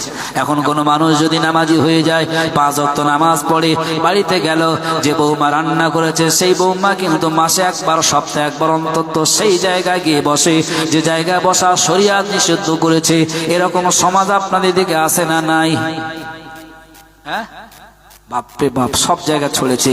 রাসূল বলেছে নিকটবর্তী সময় আসবে কিয়ামতের, বিধর্মীরা তারা দেখবে, বেঈমানেরা তারা মনে করবে মুসলমানদের ঈমানটাকে লুণ্ঠন করতে হবে। ঈমান যদি লুণ্ঠন না করা হয় তাহলে ওরা সব কাজে জয়ী হয়ে যাবে। তাই বিভিন্ন পথ অবলম্বন করেছে। ইব্রাহিম আলাইহিস সালামের সময় একটা যুদ্ধ হয়েছিল, আপনারা জানেন। ইব্রাহিম নবী ছিলেন সে সময় ঈমানদার, তাজা ঈমানদার ছিলেন, অল্প সংখ্যক মানুষ ছিল। কাফেরদের সঙ্গে যখন লড়তো, ইব্রাহিমের কাছে তারা পারত না। ইব্রাহিম নবী বারবার জয়ী হয়ে যেতেন। জোরে বলুন সুবহানাল্লাহ। কাফেরদের সর্দার সে বলল, দেখো, ইব্রাহিম নবীর সঙ্গে লড়তে গেলে একটা করণীয় কাজ করা দরকার। ওই ইব্রাহিম নবী তার লোকদের হারাতে গেলে ১ম নম্বরে ঈমানটাকে ক্ষয় করতে হবে। কি করে? তারা বলল, 500 জন মহিলাকে খবর দাও, যে 500 মহিলার 20 থেকে 25 বছর বয়স হবে, কেউ বলেছেন 25 থেকে 30 বছরের বয়স। এই মহিলাদেরকে উলঙ্গ করে তাদের পয়সার লোভ দেখিয়ে যুদ্ধের ময়দানে ইব্রাহিমের লোকদের কাছে তাদের পাঠানো হবে। এরা গিয়ে উলঙ্গ অবস্থাতে গিয়ে ইব্রাহিম সহ তাদের লোকদের কাছে গিয়ে লোভ দেখাবে, তাদের সঙ্গে জড়াজড়ি করবে। ইব্রাহিম সহ তাদের লোকেরা যখন এই যুবতী নারীদের দেখে এদের প্রেমে পড়ে যাবে, গুনাহে লিপ্ত হয়ে যাবে, ঈমান শেষ হয়ে যাবে, তখন তারা যুদ্ধে হেরে যাবে। তাই তারা করল কি, ওই সময় যুদ্ধে তারা 500 জন মহিলাকে নিযুক্ত করেছে, তাদের অর্থ দিয়ে, সম্পদ লোভ দেখিয়ে যুদ্ধের ময়দানে পাঠালো হলো। কিন্তু ইমানদার লক্ষ্য করেন, যুদ্ধ চলছে, এই সমস্ত মহিলারা উলঙ্গ হয়ে নবী ইব্রাহিম সহ তার লোকদের কাছে আসলো, বিন্দু পরিমাণ তাদের দিকে কুদৃষ্টি দিয়ে তাকালেন না। একবার জোরে বলুন সুবহানাল্লাহ। ইমান মজবুত রেখেছিল, জয়ী হয়ে গিয়েছিল। যে 500 জন মহিলা গিয়েছিল তাদের লক্ষ্য করে মহান আল্লাহ কপালে এক একটা করে দাগ বসিয়ে দিয়েছিল, যে দাগ আজকেরকার মহিলারা অনেকে সেই দাগ না থাকলেও তারা চিন্তা করে বিভিন্ন টিপ বিভিন্ন কিছু দিয়ে সেই দাগগুলো বানায়। সেজন্য মহিলাদের এগুলো একেবারে নিষিদ্ধ করা হয়েছে। যাই হোক, আলোচনা ওদিকে নয়, যেটা বলতে চাইছি, আল্লাহ রসুল বলেছে ওয়াকমালু মালির রিবা, তোমরা সুদ ভক্ষণ করবে না। 5 নম্বর 6 নম্বরে রসুল বললেন অকসফুল মুহসানাতিল মুমিনাতিল গাফিলাত, যুদ্ধের ময়দান থেকে তোমরা পালিয়ে যেও না। আর তোমাদের নারীদের 7 নম্বরে শ্রদ্ধা সম্মান ভালোবাসা দেবে, তাদেরকে কোনোদিন অপবাদ অপমান করবে না। একবার জোরে বলুন সুবহানাল্লাহ। যারা বসে আছেন আপনারা জ্ঞানী মানুষ, আচ্ছা বলেন তো দেখি পৃথিবীর সব থেকে দামি সম্পদ কি? আপনারা জানেন কোনটা? হ্যাঁ, নারী। কোন নারী? রসুল বলেছেন আদ-দুনিয়া কুল্লুহা মাতাউন ওয়া খায়রু মাতাইদ দুনিয়া আল মারওয়াতু সালিহা। রসুল বলেছেন এই পৃথিবীর সবথেকে দামি সম্পদ বাড়ি নয়, গাড়ি নয়, টাকা নয়, পয়সা নয়, সোনা নয়, রূপো নয়, কিছু নয়। রসুল বললেন সবথেকে দামি সম্পদ হলো সতী সাধবী নারী। একবার জোরে বলুন সুবহানাল্লাহ। বাইরে বাবাজিরা, এই সতী সাধবী নারী হতে গেলে অনেক মায়েরা ওয়াজ শুনছে। আজকে সমাজের মধ্যে বলতে চাই, শয়তান কিন্তু আমাদের পথে পথে পদে পদে আমাদের বিপদে ফেলার জন্য তারা সব সময় শশব্যস্ত হয়ে রয়েছে। আল্লাহর কসম, বিশ্ব নবী আমার বলেছে 4 জন নারীর দিকে তোমরা খেয়াল করো। 1 নম্বরে হযরতে খাদিজা, 2 নম্বরে হযরতে আয়েশা, 3 নম্বরে হযরতে ফাতেমা, 4 নম্বরে হযরতে আসিয়া। এই 4 জন নারীর দিকে তোমরা খেয়াল করো। এই দুনিয়ার নারী সমাজ তোমরা লক্ষ্য করো। এই 4 জন নারীর জীবন ব্যবস্থা যদি তোমাদের জীবনে আনতে পারো, আমি রসুল বলছি তোমাদের জীবনগুলো স্বাচ্ছন্দ্যময় আনন্দময় জীবন হবে। একবার জোরে জোরে বলুন সুবহানাল্লাহ। বিশ্বনবী আমার 1 নম্বরে বলল আম্মাজান খাদিজার কথা। 1 নম্বরে কেন বলেছে? রসুল বলেছে লাম তারালিল মুতাহাব্বিনা মিসলুল নিকাহ, স্বামী স্ত্রীর মধ্যে যে গভীর ভালোবাসা প্রেম মহাব্বত রয়েছে অন্য কোন সম্প্রদায়ের মধ্যে নেই। তাই বাড়িতে টাকা থাকলে, ধন সম্পদ থাকলে, জমি জায়গা থাকলে, দোকান বাড়ি থাকলে, গাড়ি ঘোড়া থাকলে সব আছে, কিন্তু বিবির সঙ্গে আনন্দ নাই, মনোমালিন্য নাই, ভালো সম্পর্ক নাই। দেখবেন টাকা পয়সা থাকার পরেও, সময় সম্পত্তি থাকার পরেও বিবির সঙ্গে যদি আনন্দ মনোমিলন না থাকে, দুঃখে ভরা মন সারা জীবন থাকবে। ঠিক বললাম না ভুল বললাম? যারা হয় তারা মনে করছে একেবারেই ঠিক, আর আমার মনে হয় বাস্তব এটা একেবারেই ঠিক। রসুল বলেছে অতএব স্ত্রীর সঙ্গে ভালো ব্যবহার করতে গেলে প্রত্যেক নারীদেরকে রসুল বলেছে আম্মাজান খাদিজার জীবন আদর্শ দেখতে। কেন দেখতে? ভাইরা বাবাজিরা, কেন বলতেছে লক্ষ্য করেন। বিশ্বনবীর সঙ্গে যখন আম্মাজান খাদিজার বিবাহ হয়েছিল, রসুলের বয়স তখন ছিল 25 বছর, আম্মাজান খাদিজার বয়স তখন ছিল 40 বছর। সারা পৃথিবীর মানুষেরা, অনেক মানুষ বিধবীরা বলে যে মোহাম্মদের চরিত্র ভালো ছিল না। নুন এবার এটা মেনে নেওয়া সম্ভব নয়। তাদের সঙ্গে চ্যালেঞ্জ থাকলো, আমার আপনার নবী 25 বছর বয়সে তরুচাঁদা যুবক ছিল, তার যৌবন ভরা ছিল, ইচ্ছা করলে 25 বছরের নিচের মেয়েদের বিবাহ করতে পারত। রসুল না না না করেননি, বরং রসুলের 25 বছর বয়সে একজন 40 বছর নারী, বিধবা নারীকে বিবাহ করে গোটা বিশ্বের জমিনে ইতিহাস তৈরি করেছে। জোরে বলুন সুবহানাল্লাহ। ইতিহাসের পাতা আলগা করলে লেখা রয়েছে, দেখা যায় সতীদাহ প্রথা নাকি রাজা রামমোহন তৈরি করেছে। রাজা রামমোহন তখন তৈরি হয়নি, তার 14 পুরুষ তৈরি হয়নি। তারও প্রথমে আমার আপনার নবী, বিশ্ববরণ্য নবী জনাবে মুহাম্মাদুর রাসূলুল্লাহ, বিশ্ব নবী বলেছে আমি রাসূলুল্লাহ আম্মাজানকে খাদিজাকে বিবাহ করে গোটা বিশ্বের জমিনে সতীদাহ প্রথা আমি নিজেই সংবর্ধন করেছি। একবার জোরে জোরে বলুন সুবহানাল্লাহ। রসুলের যদি চারিত্রিক ভালো না হতো, ইচ্ছা করলে আরো কম বয়সের নারীদেরকে বিবাহ করত। ঠিক না বেঠিক? শুধু আরেকটা পয়েন্ট, রসুল্লাহর এই আম্মাজান খাদিজার সঙ্গে জীবন ব্যবস্থা করেছেন 25 বছর। আম্মাজান খাদিজার সঙ্গে 25 বছর জীবনে রসুল্লাহর দ্বিতীয় কোনো স্ত্রীর সঙ্গে বিবাহ করেন নাই। ঠিক না বেঠিক?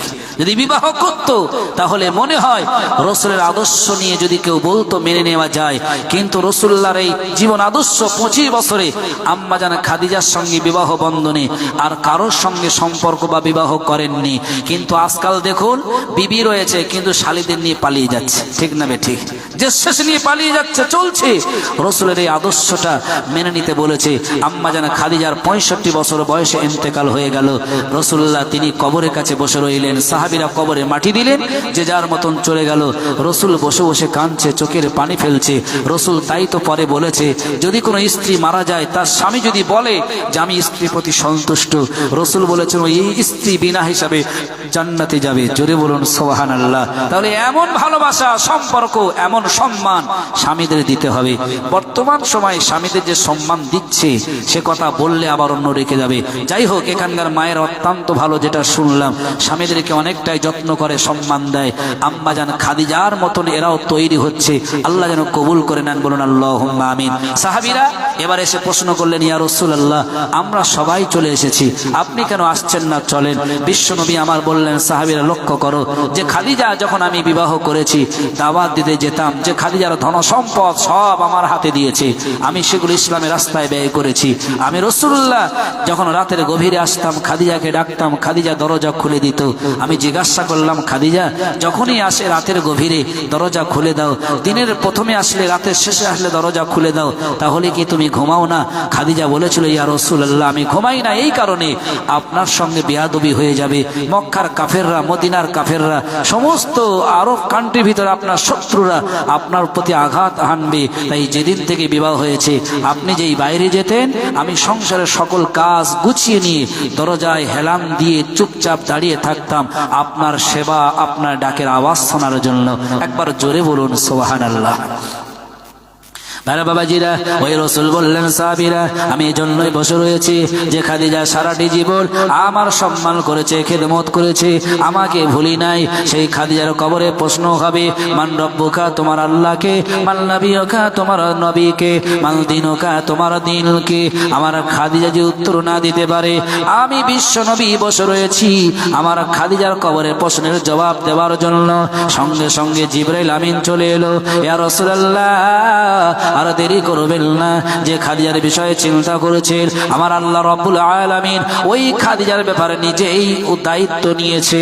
একবার জোরে জোরে বলুন সুবহানাল্লাহ। তাই বিশ্বনবী আমার বলেছে, চারজন নারীর ব্যবস্থা, জীবন আদর্শ কোন মেয়েরা যদি মেনে নেয়, ওই মেয়ে ছেলে জীবনে জান্নাত ছাড়া জাহান্নামে যাবে না। প্রথম নম্বরে খাদিজা, দ্বিতীয় নম্বরে আয়েশা, তৃতীয় নম্বরে হলো হযরতে ফাতেমা, আর চতুর্থ নম্বরে হযরতে আসিয়া। আয়েশার কথা বলতে গেলে মনে পড়ে যায়, মদিনার মেয়ে ছেলেরা জিজ্ঞাসা করত মাঝে মধ্যে, হে আয়েশা, তুমি সত্য কথা বলো, তোমার স্বামীর সঙ্গে কেমন আচরণ তুমি করো, কিংবা তোমার স্বামী মুহাম্মদুর রাসূলুল্লাহ তোমার সঙ্গে কেমন আচরণ করে? আম্মা জান আয়েশা বললেন, হে মদিনার মেয়ে ছেলে, শুনে রেখে দাও, আমার রাসূল আমার সঙ্গে যে আদর্শ, যে আচরণ করে, শুনলে অবাক হয়ে যাবে। আমার মনে হয় গোটা বিশ্বের প্রতিটি স্বামীরা এই রকম আদর্শ হওয়া দরকার।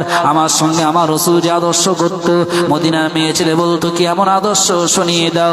আম্মা জান আয়েশা বলেছিল, হে মদিনার মেয়ে ছেলে, তুমি শুনে রেখে দাও, আমি যখন রান্না করি, আমার রাসূল তখন ঘরে ফিরতেন অনেক সময়, আমার রান্না দেরি হলে না না না আমার রাসূল কোনোদিন আমাকে মেজাজ দেখান নাই, আমাকে চোখ রাঙিয়ে কথা বলেন নাই, বরং আমার রাসূল ঘরে যখন ফিরত, আমার রান্না দেরি হলে আমার পাশে কাছে গিয়ে বসে আদর করে বলতেন, আয়েশা রে, আমার অত ব্যস্ততা নাই, তাড়াহুড়ো নাই, তুমি কষ্ট করে তাড়াহুড়ো করতে যেও না।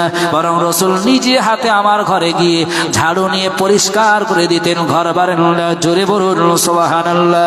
এমনকি তাই নয়, আমি আয়েশা দেখেছি আমার ঘরের পাত্রে যদি পানি না থাকতো, রাসূল তিনি গিয়ে পানিটা ভর্তি করে দিতেন। এখন আপনারা বলেন, যদি কোনো স্বামী যদি স্ত্রীর সঙ্গে এই ভালোবাসা মধুর সম্পর্ক তৈরি করে, ওই সংসারে কোনোদিন অশান্তি আসতে পারে বলে মনে হয়? কিন্তু না না না, আমাদের জীবনে নায়ক নায়িকাদের আদর্শ ভরে নিয়েছে, আমাদের জীবনে অনেক দল বলিউডদের আদর্শ ভরে নিয়েছে।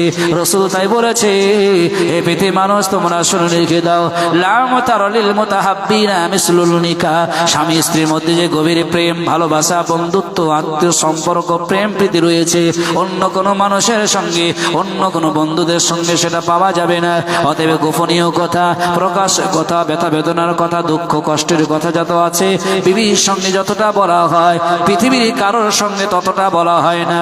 অতএব তোমরা যদি এই আদর্শ নিতে চাও, আয়েশার জীবন আদর্শ দিকে তাকাও, বিশ্বনবীর আদর্শ দিকে তাকাও। এইবারে বিশ্বনবী আমার বলেছে, যদি কোনো নারী ফাতেমার দিকে তাকায়, ওই নারীরা কোনোদিন জাহান্নামে যাবে না। কারণ আমার ফাতেমা ছিল গরিব লোক, গরিব মানুষ ছিল আয়েশা। আয়েশা যেমন ছিলেন তার থেকে আমার ফাতেমা অত্যন্ত গরিব ছিল। ফাতেমার স্বামী আলী পরের দ্বারে কাজ করত, কোনোদিন কাজ হতো, কোনোদিন আহত না। কিন্তু ফাতেমা কোনোদিন স্বামীর রুজি রোজগারের জন্য অসন্তুষ্ট হননি। একদিন আমি রাসূলুল্লাহ আমার ফাতেমার ঘরে গিয়েছিলাম, দেখেছি ওই ফাতেমার ঘরের সামনে পর্দা লাগানো রয়েছে। আমি রাসূলুল্লাহ ঘরের সামনে দাঁড়িয়ে গেলাম। কিছুক্ষণ পরে জিবরাইল এলো, ইয়া রাসূলুল্লাহ আপনি দাঁড়িয়ে রয়েছেন কেন? আমি বললাম, হে জিবরাইল শুনে লিখে দাও, মেয়েরা সাধারণত ঘরে একাকী থাকলে খোলামেলা থাকে। আমি রাসূলুল্লাহ এসেছি আমার ফাতেমার ঘরে, কেমন অবস্থায় রয়েছে জানি না, তাই বড় ভয় হয়, বড় চিন্তা হয়, তাই বাইরে দাঁড়িয়ে রয়েছে। হযরতে জিবরিল বললেন, নবী আপনার ফাতেমা হলো জান্নাতের রানী, কেন হবেন? একটু চোখটা বাড়িয়ে দেন। বিশ্বনবী চোখটা বাড়িয়ে দিলেন, দেখলেন ফাতেমার পা দুটো ফাঁকা করে বসে রয়েছে, সামনের ফাঁকাতে মাঝখানে জাঁতা রেখেছে, আর ডান পায়ের বুড়ি আঙুলে দড়ি বেঁধে দূরে একটা দোলনা ফিট করে দিয়েছে। ওই দোলনাতে হযরতে হাসানকে ঘুম পাড়িয়ে দিয়েছে। ডান পায়ের বুড়ি আঙুল নাড়া দেয়, দোলনাটা দোলে, ডান হাত দিয়ে জাঁতা ঘরায়, বাম হাত দিয়ে হযরতে হোসাইনকে জড়িয়ে বুকের দুধ পান করায়। আর মুখটা খালি নয়, বরং মুখ দিয়ে আল্লাহ পাকের জিকির করেছে। একবার জোরে জোরে বলুন সুবহানাল্লাহ। তাই বিশ্বনবী আমার 1400 বছর আগে বলেছে, আমার ফাতেমা যখন ঘরে থাকতো এতটাই আল্লাহ পাকের ইবাদত করত, সময় একসঙ্গে 4টে কাজ করেছে। হে দুনিয়ার নারীরা, তোমরা যদি ওই রকম ফাতেমার আদর্শ মেনে নিয়ে নাও, আমার মনে হয় তোমাদের জীবন আদর্শ হবে আলোকময়। একবার জোরে জোরে বলুন সুবহানাল্লাহ। সময় পেলে আমার মনে হয় কোরআন শরীফ মাঝে মধ্যে ভুলে যায়, ঠিক না বেঠিক? বাস্তব কথা বলছি, রাসূলুল্লাহ বলেছে, লাম তারালিল মুতাহাব্বিনা মিসলুন নিকাহ, স্বামী স্ত্রীর মধ্যে গভীর প্রেম ভালোবাসা। আর রাসূল বলেছেন, দুনিয়া কুল্লুহা মাতাউন খায়রু মাতাইদ দুনিয়া আল মারওয়াতু সালিহা।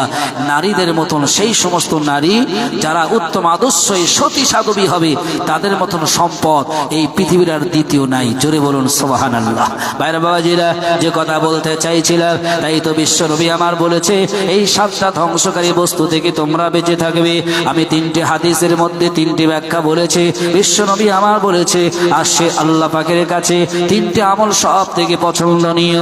আইয়ুল আমালি হাব্বু ইলাল্লাহি তাআলা, তার ভিতরে প্রথম নাম্বার হলো ক্বালা as-সালাতু লিওয়াক্তিহা, সময় মতো নামাজ আদায় করা। ও ভাইরা বাবাজিরা, আমি জানি না আপনার এলাকার মসজিদে ফজরের আযান হলে কত মুসল্লি নামাজ আদায় করে। বিশ্বনবী আমার বলেছে, ক্বালা as-সালাতু লিওয়াক্তিহা, সময় মতো নামাজ আদায় করবে।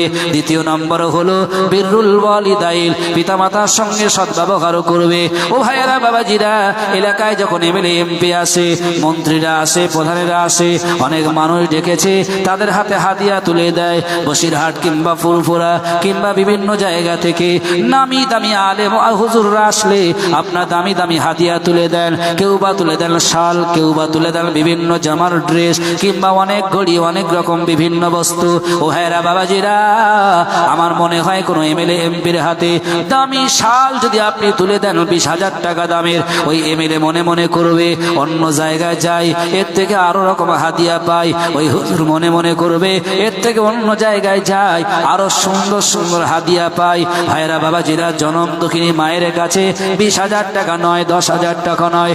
এই লম্বা শীত এসেছে, শীতের সময় আপনার স্ত্রী গায়ের চাদর, আপনার গায়ের চাদর 500 টাকা দিয়ে যদি মায়ের জন্য, আব্বার জন্য একটা চাদর নিয়ে দিয়ে দেন, বিদ্যুৎ চমকালে আলো দেখি, রাসূল বলেছেন ওই মা জননীর হাতে যখন তুলে দেবে, মায়ের অন্তর থেকে একটা আনন্দের দোয়া বার হয়ে যায়। ওই দোয়াটা প্রত্যেক সন্তানের জন্য কল্যাণ। একবার জোরে জোরে বলুন সুবহানাল্লাহ। কিন্তু এটা আমরা অনেকে করি না, ঠিক বললাম না ভুল বললাম? অনেকে করি না ভাই। বিদায় করি শ্বশুরকে, বিদায় করি শাশুড়িকে, অসুবিধে নেই, দিতে হবে। রাসূল বলেছে বিররুল ওয়ালিদাইন, পিতামাতার সম্মান দিতে হবে। পিতামাতার সম্মান কোনটা বলে লক্ষ্য করেন ভাইরা বাবাজিরা। আজকে বর্তমান সময়ে দেখেছি অনেক ছেলেরা হুজুরদের দরবারে যায়। আমি আমার চামড়ার চোখে দেখেছি ফুরফুরা শরীফে, আপনারা অনেকেই যান, আমি বিরোধিতা করি না, আমিও ফুরফুরা সিলসিলার মতধর্ষের মানুষ। লক্ষ্য করবেন ফুরফুরা শরীফে গিয়ে দাদা হুজুর পীর কেবলার মাজার জিয়ারাতের পরে অনেকে পিছন দিয়ে হেঁটে হেঁটে আসে না জোরে বলেন, আসে তো নাকি? রাসূলুল্লাহ বলেছেন পীরের থেকে তোমার বাপ মায়ের সম্মান তোমার কাছে বেশি, পীরের থেকে তোমার বাপ মায়ের সম্মান তোমার কাছে বেশি। কতটা বেশি? কোরআনের 15 পারায় মহান আল্লাহ বলেছে, ও বিধি মানুষ তোমরা শুনে রেখে দাও, ওয়াখফিদ লাহুমা জানাহা যুল্লি মির রাহমাতি ওয়া কুর রাব্বিরহামহুমা কামা রাব্বায়ানি সগীরা। আল্লাহ কোরআনের 15 পারায় বলেছেন, বান্দারে তোমার বাপ মা তোমার কাছে এতটাই সম্মান। তোমরা যখন পৃথিবীতে দেখেছো একজন রাজা, একজন বাদশা সিংহাসনে বসে থাকে, সমস্ত প্রজারা তার সামনে নিচে বসে। একজন মা বাপ যত বৃদ্ধ হোক না কেন, পাগল হোক না কেন, উন্মাদ হোক না কেন, মূর্খ হোক না কেন, যাই হোক না কেন, একজন সন্তানের কাছে তার পিতা মাতা রাজার থেকে আরো সম্মানিত জিনিস। জোরে জোরে বলুন সুবহানাল্লাহ। এ ভাইয়েরা বাবাজিরা, বলতে গিয়ে মনে পড়েছে আল্লাহ নবী সাল্লাল্লাহু আলাইহি ওয়াসাল্লামের সময় একটা যুদ্ধে সাহাবী দৌড়ে এলো, ইয়া রাসূলুল্লাহ আমার হাতে অলঙ্গ তরবারি রয়েছে, আমি তরবারিটা চালালে আমার সামনে অনেক মানুষ মারা যাবে, কিন্তু সব থেকে একটা প্রিয় মানুষ মারা যাবে। রাসূল বলল, কে? সাহাবী বললেন, ইয়া রাসূলুল্লাহ তিনি অন্য কেউ নয়, তিনি হলো আমার জন্মদাতা পিতা। তিনি তো ইসলাম ধর্ম গ্রহণ করেনি, বরং আপনার বিপক্ষে যুদ্ধ করতে এসেছে কাফেরদের সঙ্গে। আমার তরবারির সামনে পড়েছে, আমি কি আমার তরবারি দিয়ে আমার জন্মদাতা পিতার কি গর্দান নিয়ে নেব? রাসূল বললেন, না না না, হে আমার সাহাবী শুনে রেখে দাও, উনি বিধর্মী হতে পারে কিন্তু উনি তোমার পিতা। একবার জোরে জোরে বলুন সুবহানাল্লাহ। দুঃখ নেবেন না, মুসলমান অনেক ঘরে দেখেছি অনেক পিতা অনেক মাতা অসহায়ের মতন থাকে। আপনার রুজি রোজগার কার জন্য ব্যয় করবে? আল্লাহ কোরআনের প্রথম পারার একেবারে প্রথম সাফাতে আলিফ লাম মিম সূরা বাকারার এই সাফাতে বলেছে, আল্লাযীনা ইউমিনুনা বিল গায়বি ওয়া ইউকিমুনাস সালাতা ওয়া মিম্মা রাযাকনাহুম ইউনফিকুন। আল্লাহ বলেছেন, বান্দারে তোমাদের জন্য যা রুজি দিয়েছে ব্যয় করবে কোথায়? প্রথম নাম্বার হলো আল্লাহ রাস্তায়, আর দ্বিতীয় নাম্বার হলো তোমাদের পিতা মাতার জন্য। একবার জোরে জোরে বলুন সুবহানাল্লাহ। আজকে মাহফিল থেকে বুকে হাত দিয়ে একবার ভাববেন যে আমাদের সম্পদগুলো আমরা ব্যয় করি বন্ধু বান্ধব, বিয়ে বাচ্চা, শ্বশুর আত্মীয়, মেহমান সবার জন্য বেশি না পিতামাতার জন্য বেশি? হুজুরদের বলা লাগবে না, আপনারা নিজেরাই উত্তর দিতে পারবেন। অথবা আগামী কাল থেকে আমার মনে হয় পিতামাতার সম্মান দেবেন। যখন পিতামাতার সম্মান দেবেন, আল্লাহর কসম লিখে রেখে দেন, ওই পিতামাতা যদি অন্তর থেকে একবার বলে, দোয়া দেয়, আপনার জীবন স্বাচ্ছন্দ্য, দুঃখ কষ্ট অভাব অনটন থাকবে না। ব্যবসা করেন, কাজ করেন, যাই করেন, আল্লাহ তাতে এতটাই বরকত দেবেন, আপনি অটোমেটিক ভাবেই আপনি অবাক হতে বাধ্য হবেন। আল্লাহ পাক মা বাপকে এতটা পাওয়ারফুল করে প্রত্যেক সন্তানের জন্য দিয়েছে। তাই রাসূল বলেছে, হুমা জান্নাতুকা ওয়া নারুকা। এমনকি পিতামাতা হলো সন্তানদের জন্য জান্নাত, আবার এই পিতামাতা হলো সন্তানদের জন্য জাহান্নাম। তৃতীয় নম্বরে কি? রাসূল বললেন, আল জিহাদু ফি সাবিলিল্লাহ। আল্লাহ রাস্তায় জিহাদ করতে হবে, আল্লাহ রাস্তায় বার হতে হবে। আমার মনে হয় বর্তমান সময় সেই পজিশন, সেই পরিস্থিতি তৈরি হয়েছে। ঠিক বললাম না ভুল বললাম? মানুষ এখন অন্যায় কাজটা বেশি প্রশ্রয় দিচ্ছে। মসজিদ বানানো হবে, সেখানেও বিরোধিতা। ঠিক বললাম না ভুল বললাম? মন্দির বানানো হবে, সেখানেও বিরোধিতা করে না। হিন্দু ভাই নাই, মুসলমানদের ভিতরেও চলছে। আপনি গত কদিন আগে বিভিন্ন সোশ্যাল মিডিয়ার মানুষ আপনারা দেখছেন যে বাবরি মসজিদ নামে তৈরি হবে মুর্শিদাবাদে, বাবর নামে মসজিদ তৈরি করবে হুমায়ুন কবির। কিন্তু বলা বাহুল্য উদ্দেশ্য সমাজ ছিল না, কিন্তু মুসলমান একজন মসজিদ তৈরি করবে। হিন্দুরা যতটা এর পিছনে লেগেছে তার থেকে মুসলমান শত্রু হয়ে এর পিছনে বেশি লেগেছে। ঠিক না বেঠিক? কেউ বলছে 1 কোটি টাকা দেব, কেউ বলছে মাথা কেটে নেব, কেউ বলছে বিভিন্ন রকম ভাবে। ভাইরা বাবা যারা লক্ষ্য করেন, রসুল তাই 1400 বছর আগে বলেছেন, পৃথিবী মানুষ তোমরা শোনো, এমন একটা পজিশন পরিস্থিতি বর্তমান সময়ে আসবে, মানুষ সেদিন আল্লাহ ভোলা হতে বাধ্য হবে কিছু কিছু মানুষের প্রচলনায়। আজকে সেই সমাজ, সেই জিনিস আমাদের সম্মুখে এসেছে। তাই রসুল বলেছে, আল জিহাদু ফি সাবিলিল্লাহ, আল্লাহ রাস্তায় জিহাদ করতে হবে। তরবারি নিয়ে বার হলে জিহাদ নয়, জিহাদ অন্যরকম হতে পারে। কোন মুসলমান খারাপ রাস্তায় গেল, কোন মুসলমান নামাজ পড়ছে না, কোন মুসলমান অন্যায় কাজ করছে, তার কাছে গিয়ে হাতে ধরতে হবে, তাকে বোঝাতে হবে। যদি নামাজি বানাতে পারেন, এটা একটা জিহাদের সওয়াব পাবে। যদি অন্যায় কাজ হচ্ছে, আপনি তাকে বোঝাবেন, কারণ কোরআনে এসেছে, কুনতুম খায়রা উম্মাতিন উখরিজাত লিন-নাস তা'মুরুনা বিল মা'রুফি ওয়া তানহাউনা আনিল মুনকার। যদি অন্যায় কাজ থেকে কাউকে ফেরত আনতে পারেন, সেটা একটা জিহাদের কাজ। একবার জোরে বলুন সুবহানাল্লাহ। অন্য হাদিসে এই রেফারেন্স দিয়ে অন্য মুহাদ্দিস লিখেছে যে ক্বালা আস-সালাসা, এই 3 শ্রেণীর 3টি মানুষ, 3টি কাজ আল্লাহর দরবারে সবথেকে পছন্দনীয়। তার ভিতরে নামাজ, তার ভিতরে পিতামাতা, আর তার ভিতরে একটা হলো, সেটা হলো নারীদের ব্যাপারে বলেছে। সেটা কি? আদ-দায়ুস লা ইয়াদখুলুল জান্নাহ, দায়ুসদের ব্যাপারে বলেছে। শুনলে অবাক হবেন হাদিসের ভাষায়। একবার মহব্বতের সঙ্গে একটু কলেমা পড়ে নেন, লা ইলাহা ইল্লাল্লাহ, লা ইলাহা, লা ইলাহা ইল্লাল্লাহ। তাকবীর দেন একটু, নারায়ে তাকবীর। মাশাআল্লাহ, অসুবিধা হচ্ছে নাকি আপনাদের? একটু জোরে বলেন নারায়ে তাকবীর, আরো জোরে নারায়ে তাকবীর। মুহাব্বতে দরুদ, আল্লাহুম্মা সাল্লি আলা সাইয়্যিদিনা মাওলানা মুহাম্মদ ওয়া আলা আলিহি।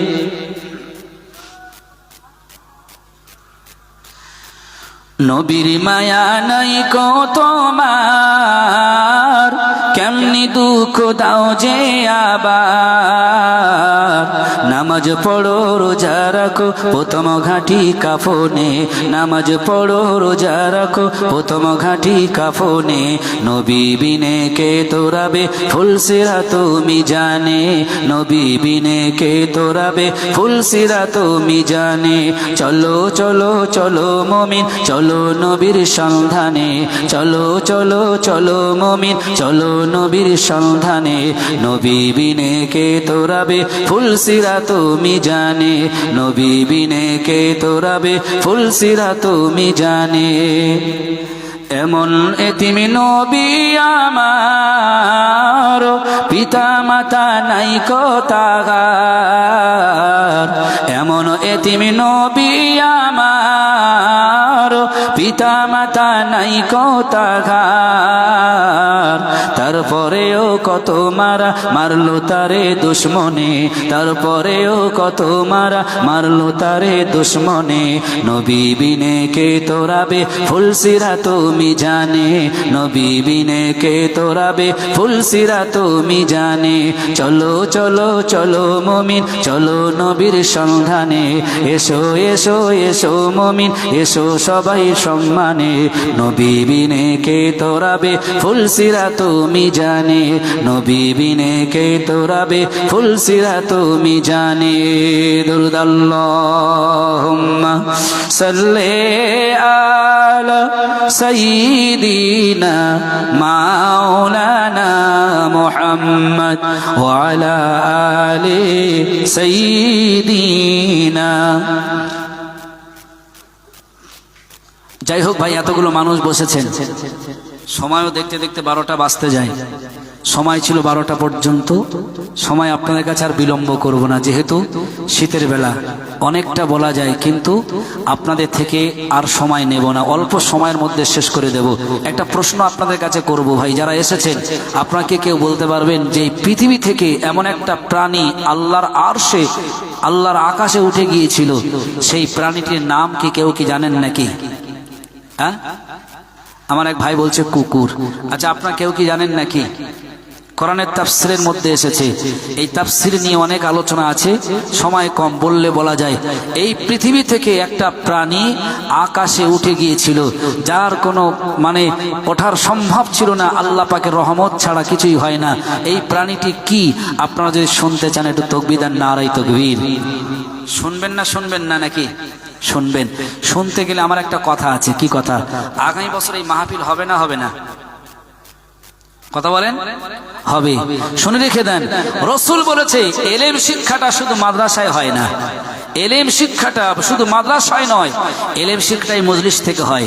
রাসূল বলেছেন, আল্লাহর কসম, বিশ্বনবী আমার বলেছেন, কেউ যদি বাড়ি থেকে হেঁটে হেঁটে এই মজলিসে আসে ইলম শিক্ষার জন্য, জ্ঞান জানার জন্য, তার পায়ের নিচে আল্লাহ পাক ফেরেশতা দিয়ে পালক বিছিয়ে দিয়ে দেয়। জোরে বলুন সুবহানাল্লাহ। শুধু তাই নয়, আমি প্রথমে বলেছি কোরআনের 28 পারার একটি আয়াত, ইয়া আইয়ুহাল্লাযীনা আমানু ইযা ক্বিলা লাকুম তাফাসসাহু ফিল মাজালিস ফাফসাহু ইয়াফসাহিল্লাহু লাকুম। যারা কোরআন পানে বলতে পারবে, আল্লাহ বলেছে যারা এই মজলিসে বসবে কিয়ামতের দিন ফাফসাহু ইয়াফসাহিল্লাহু লাকুম, জান্নাতেও বসার সুযোগ দেবে। জোরে বলুন সুবহানাল্লাহ। আচ্ছা, আপনারা যারা বসেছেন জান্নাতে কি বসতে চান নাকি? আপনাকে জান্নাতে বসতে চান নাকি? কথা বলেন। চান না? অবশ্যই সকলে চাই। তো যাই হোক, এই মাহফিল আগামী বছরের জন্য প্রত্যেকেই যেভাবে সহযোগিতা করেছেন আগামী বছরও হবে। আপনারা সহযোগিতা করবেন তো নাকি? আজকে হুজুরদের কাছে দিতে হবে না। ভাই বলছিলেন যে আগামী বছর যেন সবাই সমিলে এরকম মাহফিল তৈরি করে। তৈরি করলে কি হবে?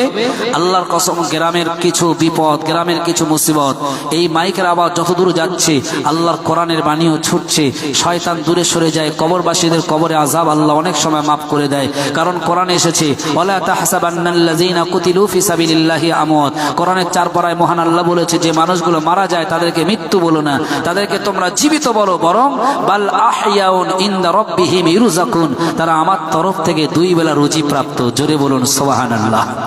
রাসূলুল্লাহ বলেছে যে 3টি ব্যক্তি আল্লাহর দরবারে পছন্দনীয়, আর 3 ব্যক্তি আল্লাহর দরবারে সবথেকে নিকৃষ্ট, তারা মারা গেলে জান্নাতের গন্ধ পাবে না। তারা কারা? রাসূল বলেছেন, প্রথম নাম্বার হলো আল্লাহর সঙ্গে শিরক যারা করবে, দ্বিতীয় নম্বর হলো ওয়াল আক্কি, যারা পিতামাতার সঙ্গে অবাধ্য হবে, তৃতীয় নম্বর হবে ওয়া দায়ুস, যারা দায়ুস হবে।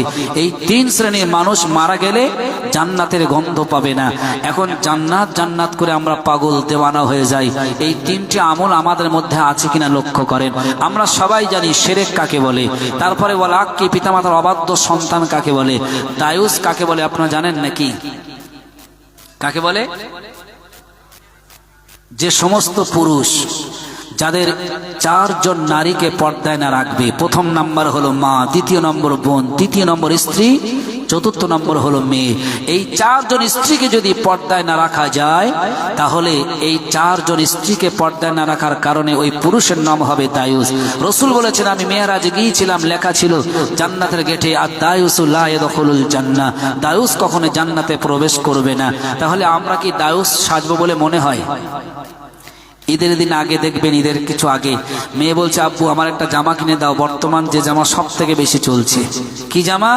অনেক সময় উঠেছিল পাখি জামা, বিভিন্ন রকম জামা। পিতা মেয়ের আদর সামলাতে না পেরে বাজার থেকে ওই জামা এনেছে। তার 15 বছর 16 বছরের মেয়ে গায়ে দিয়ে বাজারে ঘুরেছে, গ্রামে ঘুরেছে, রাস্তায় ঘুরেছে। আচ্ছা বলেন তো দেখি, এতে গোনা হয়েছে না হয়নি? রাসূল বলেছেন, মান উলিদা লাহু ওয়ালাদুন ফালিহুসিন ইসমুহু ওয়া আদাবাহু। সন্তান জন্ম হলে 3টি দায়িত্ব পিতামাতার। প্রথম নাম্বার দায়িত্ব হলো তার একটা ভালো দেখে নাম রাখতে হবে, দায়িত্ব পিতামাতার। ভাইরা বাবাজিরা, ওলামায়ে বুঝবেন না, লক্ষ্য করে দেখেন, বিশ্ব নবী আমার বলেছে, দ্বিতীয় নম্বর দায়িত্ব হলো, 2 নম্বর দায়িত্ব হলো ওই পিতামাতার দায়িত্ব হলো ওয়া আদাবাহু। ওই সন্তান যখন বড় হয় আদব কায়দা শিক্ষা দিতে হবে, পর্দার কথা বলতে হবে, নামাজের কথা বলতে হবে। আর 3য় নম্বর দায়িত্ব হলো, ও ভাইরা বাবাজিরা, আল্লাহ নবী বলেছেন 3য় নম্বর দায়িত্ব, ফাইন বালাগা ফালিউজাউবিজুহু। ওই সন্তান, ওই মেয়েটা, ওই ছেলেটা যখন প্রাপ্ত বয়স হয়ে যাবে, ভালো ছেলে মেয়ে দেখে বিবাহের ব্যবস্থা করে দেওয়া। বিশ্বনবী আমার বলেছে, মুরু আওলাদুকুম বিসসালাতি ওয়া হুম আবনাউ 7 সিনিনা। যখন তোমাদের ছেলে আর মেয়েদের 7 বছর বয়স হয়ে যাবে, তখন তোমরা তাদের নামাজের কথা বলবে। ওয়াদরিবুহুম, তাদের প্রহার করো, মারো, আশারি সিনিনা, যখন তাদের 10 বছর বয়স হবে নামাজ আদায় করবে না। আজকে বুকে হাত দিয়ে বলেন, ভাই আমার আপনার সন্তানগুলো কাজ করতে পাঠিয়েছিলাম, বাজারে যেতে বললাম, কাজে যেতে বললাম, এই খবরটা সেই খবরটা দিলাম, তারা যদি না করে আমরা প্রহার করি। কিন্তু ছেলের বয়স 20-15 বছর পার হয়ে গেল, বিছানায় ঘুমিয়ে রয়েছে, নামাজ পড়লো না, নামাজ আদায় করলো না। একদিন কি কোনোদিন কোনো পিতা এই বেনামাজি ছেলের গায়ে প্রহার করেছে নাকি? বিশ্বনবী আমার বললেন, হে পৃথিবীর মানুষ তোমরা শুনে রেখে দাও, এই 3টি আমল 3টি কাজ তোমাদের জাহান্নাম পর্যন্ত নিয়ে যায়, জান্নাতের গন্ধ পাওয়া যাবে না। আর 3য় নম্বর হলো আল্লাহ রসুল বলেছে যে সেটা হলো পৃথিবীর দায়ুস হওয়া যাবে না। আমাদের অনেক মেয়ে রয়েছে, অনেক বিবি রয়েছে, অনেক মা রয়েছে, অনেক স্ত্রী রয়েছে, তাদেরকে পর্দায় আমরা রাখতে পারি না। ও ভাইয়েরা বাবাজিরা, বিশ্বনবী আমার বলেছে নারীরা হলো দুনিয়ার সব থেকে দামি সম্পদ, তাদেরকে পর্দা বসিদা রাখতে বললে ওই পুরুষ দায়ুস হবে না। কিয়ামতের দিন ওই নারীগুলোকে একটা জান্নাতি হুর বানিয়ে দেবে। আর জান্নাতি হুর যদি পৃথিবীতে একটা পাঠানো হয়, পৃথিবীর আমেরিকা, ইরান, চীন, জাপান, জার্মান, থাইল্যান্ড সমস্ত দেশের মানুষ ওই একটা হুরের জন্য পাগল হয়ে যাবে। এত সুন্দর রূপ, এত তার আকার আকৃতি দেওয়া হবে। তাই বিশ্বনবী আবার বলেছে, হে পৃথিবীর মানুষ তোমরা শুনে রেখে দাও, তোমরা ওই হুর যদি নিতে চাও, তোমাদের নারী সমাজটাকে পর্দার কথা বেশি বেশি বলো, পর্দাকে বেশি বেশি শেখাও। কারণ রাসূল আমার বলেছে, আসসালাসাতু ফিন্নার, 3 শ্রেণীর মানুষ জাহান্নামী হয়ে যাবে। তার ভিতরে প্রথম নাম্বার হবে আল আলিমুল কাযযাব, সেই সমস্ত আলেমেরা যারা হাদিস পড়েছে, কোরআন পড়েছে, ইসলাম জেনেছে, মানুষকে বললে এই কাজ থেকে অন্য কাজ ধরতে পারবে, জাহান্নাম থেকে জান্নাতে যেতে পারবে।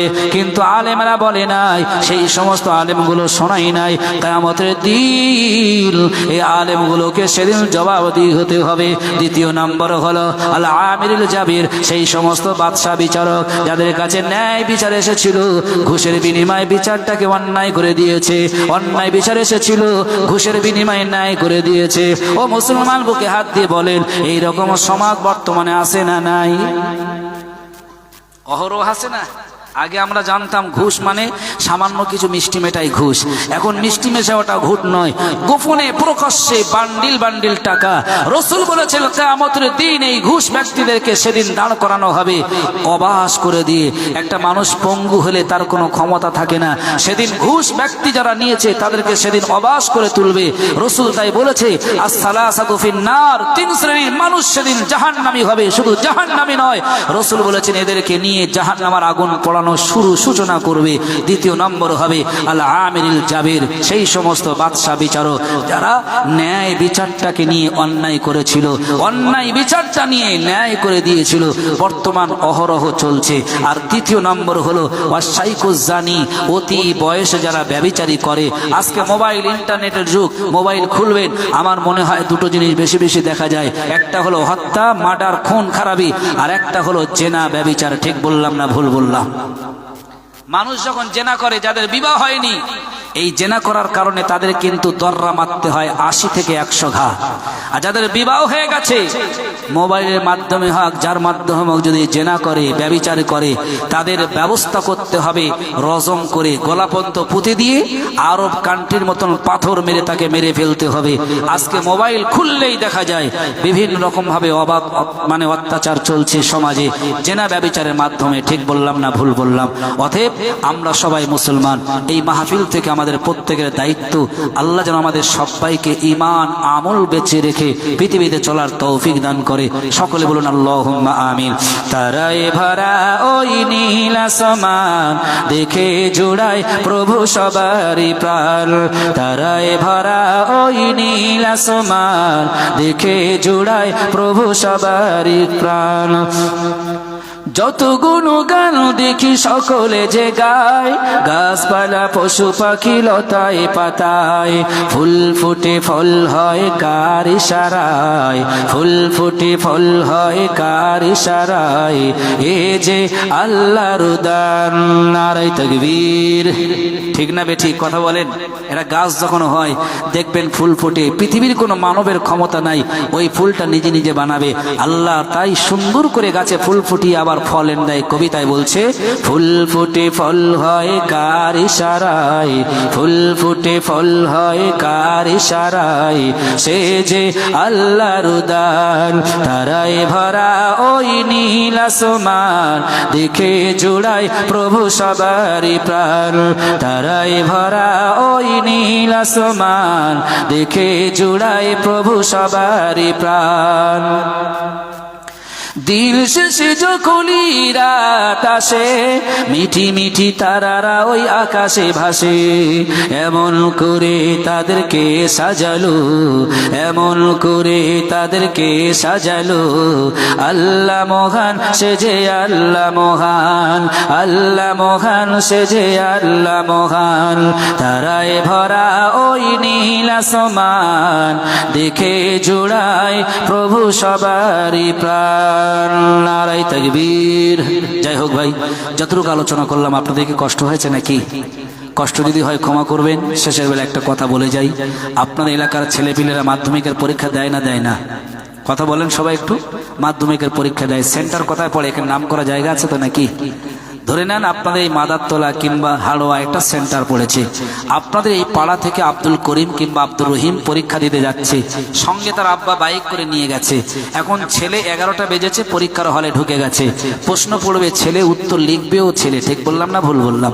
এখন এর আব্বু বাইরে থেকে বসে বসে দোয়া করছে, হাত তুলে, আল্লাহ আমার ছেলে আব্দুর রহিম আব্দুল করিম পরীক্ষা দিতে ঢুকেছে, প্রশ্ন যেন তার জন্য সহজ হয়, উত্তর যেন সব লিখে দেয়। এই দোয়াটা ভালো না খারাপ? ভালো না খারাপ বলেন? দোয়াটা ভালো। একটু নেগেটিভের দিকে যাওয়া হোক, যে আব্বা দোয়া চেয়েছে আব্দুর রহিমের জন্য, আব্দুল করিমের জন্য। এই আব্দুল করিম কোনোদিন স্কুলে যাইও নি, মাধ্যমিকের বই কিনিও নি, পড়েও নি, আজকে কি পরীক্ষা বাংলা, ইতিহাস, ভূগোল না বিজ্ঞান, অঙ্ক না ইংরেজি তাও জানে না। এখন আপনারা বলেন, এই আব্দুল করিম বা রহিমের প্রশ্ন সহজ হওয়ার জন্য এর আব্বা একলা দোয়া করলে হবে, না গ্রাম থেকে আরো লোকে নিয়ে যেতে হবে? কথা বলেন, বুঝতে পারলেন নাকি? হ্যাঁ, ও পড়েইনি, ও পড়েইনি মানে গ্রামের লোক কেন, ফুরফুরা সকল ভাই সাহেবরাও আসলেও, সারা পৃথিবীর মানুষরা আসলেও হবে না, ঠিক না বেঠিক? অতএব আমরা যখন কবরে যাব, কবরটা পরীক্ষার হল, ভুল বুঝবেন না। এই কবরে যেতে গেলে আমাদের কিছু নিয়ে যাওয়া দরকার না, আমাদের ছেলেপিলে খানাপিনা করে দিলে হয়ে যাবে? কথা বলেন। হ্যাঁ, সেজন্যই এতক্ষণ ধরে ওয়াজ করলাম। একজন হিন্দু ছেলে, সে মুসলমান ধর্ম দেখে ভালো লেগেছে, মুসলমান ধর্ম গ্রহণ করেছে, বুঝবেন ভালো করে। এখন মুসলমান ধর্ম গ্রহণ করে সে এখন মাদ্রাসায় পড়ে হাফেজ, মাওলানা, মুফতি, কারি সব হয়ে গেল। তার বাপ মা হিন্দু ছিল, মারা গেছে। এখন হিন্দু ছেলেটা মুফতি সাহেব, মাওলানা সাহেব, একদিন নিয়ত করেছে, বাপ মা তো মরে গেছে, হিন্দু ছিল, এটা কিছু করা যাক। তো 20টা গরু কিনে এলাকার সমস্ত মানুষদের দাওয়াত করে খানা করে খাইয়ে দিয়ে হাত তুলে দোয়া চাচ্ছে, আল্লাহ আমার বাপ মা হিন্দু ছিল, আমি তো একটা মাওলানা, মুফতি, আমি দোয়া করছি তাদের কবরে এই 20টা গরুর সওয়াব সব যেন পৌঁছে দেওয়া হয়। আপনারা বলুন, তার বাপ মা সওয়াব পাবে না পাবে না? কোন চাচাজি বলছে হ্যাঁ পাবে, আবার কেউ বলছে পাবে না। তার মানে বুঝুন ভালো করে, যার জন্য দোয়া করেছে সে কিন্তু মুসলমান নয়, ঈমান ছিল না। শর্ত হলো ঈমান, আর ঈমান রাখতে গেলে শর্ত হলো নামাজ। ঠিক বললাম না ভুল বললাম? আজকে এই নামাজ ছাড়া কোনো ঈমান থাকে না। অতএব আমরা যখন মরে যাব, যখন নামাজ না পড়ব, তখন কিন্তু আমরা বেনামাজি। আর বেনামাজির জন্য ঈমানদার নয়, তার জন্য তার ছেলে পিলে যে যাই হোক দোয়া করলে ননে ভার কোনো কাজে আসবে না। রাসূল বলেছেন, লাইসা শাইউন বাইনাহু ওয়া বাইনাদ দোয়া। সন্তান যখন কবরে পাশে গিয়ে হাত তোলে, আল্লাহর কসম নবী বলছে, ওই হাত আর আল্লাহর আরশ পর্যন্ত কোনো বাধা থাকবে না। একবারও জোরে বলুন সুবহানাল্লাহ। অতএব আমাদের সবাইকে সেই কবরে পুঁজি তৈরি করতে হবে। পরীক্ষার হল কবর, কবরে পুঁজি আমাদের বানাতে হবে। যাই হোক, যতটুকু আলোচনা করলাম, মহান আল্লাহ শোনা বলা অপেক্ষায় বেশি করে আমল করার তৌফিক দিক। সকলে বলুন আল্লাহুম্মা আমিন। কি বলছিলেন? হ্যাঁ, যাই হোক, আমি চেয়েছিলাম অন্য একটা কায়দা দিয়ে অ্যাঙ্গেলে আপনাদের ধরার, তো যাই হোক, সেই অ্যাঙ্গেলটা বাদ গিয়েছে। এখন কোন প্রাণী গিয়েছিল, তফসিরের আলোচনা। আল্লাহর অনেক নবী এসেছেন, তো একজন নবী ছিল যার নাম হযরত সালেহ আলাইহি ওয়াসাল্লাম, নাম শোনাচ্ছেন তো নাকি? সামুদ জাতির জন্য এসেছিল। সালেহ নবী আল্লাহর কাছে বললেন, আল্লাহ তুমি আমার এমন দায়িত্ব দিও না। আল্লাহ বলছেন, নবী সালেহ, দায়িত্ব তোমাকে দিয়েছি, আমি মান্যতা করার জন্য আমার সব শক্তি থাকবে। জোরে বলুন সুবহানাল্লাহ। সালেহ নবী মানুষের কাছে বলে, সামুদ জাতির কাছে, যে তোমরা আল্লাহকে মানো, আমি তার নবী, আমার কথা মানো। সবাই বলছে, হে সালেহ, তুমি জাদুকর, তুমি বড় মিথ্যাবাদী, যদি তুমি নবী হও তাহলে পরীক্ষা দাও। কি পরীক্ষা? বলছে, ওই যে দূরে পাথর আছে, পাথর থেকে উট বার করে দেখাও। আল্লাহ নবী সালেহ চিন্তায় পড়ে গেল।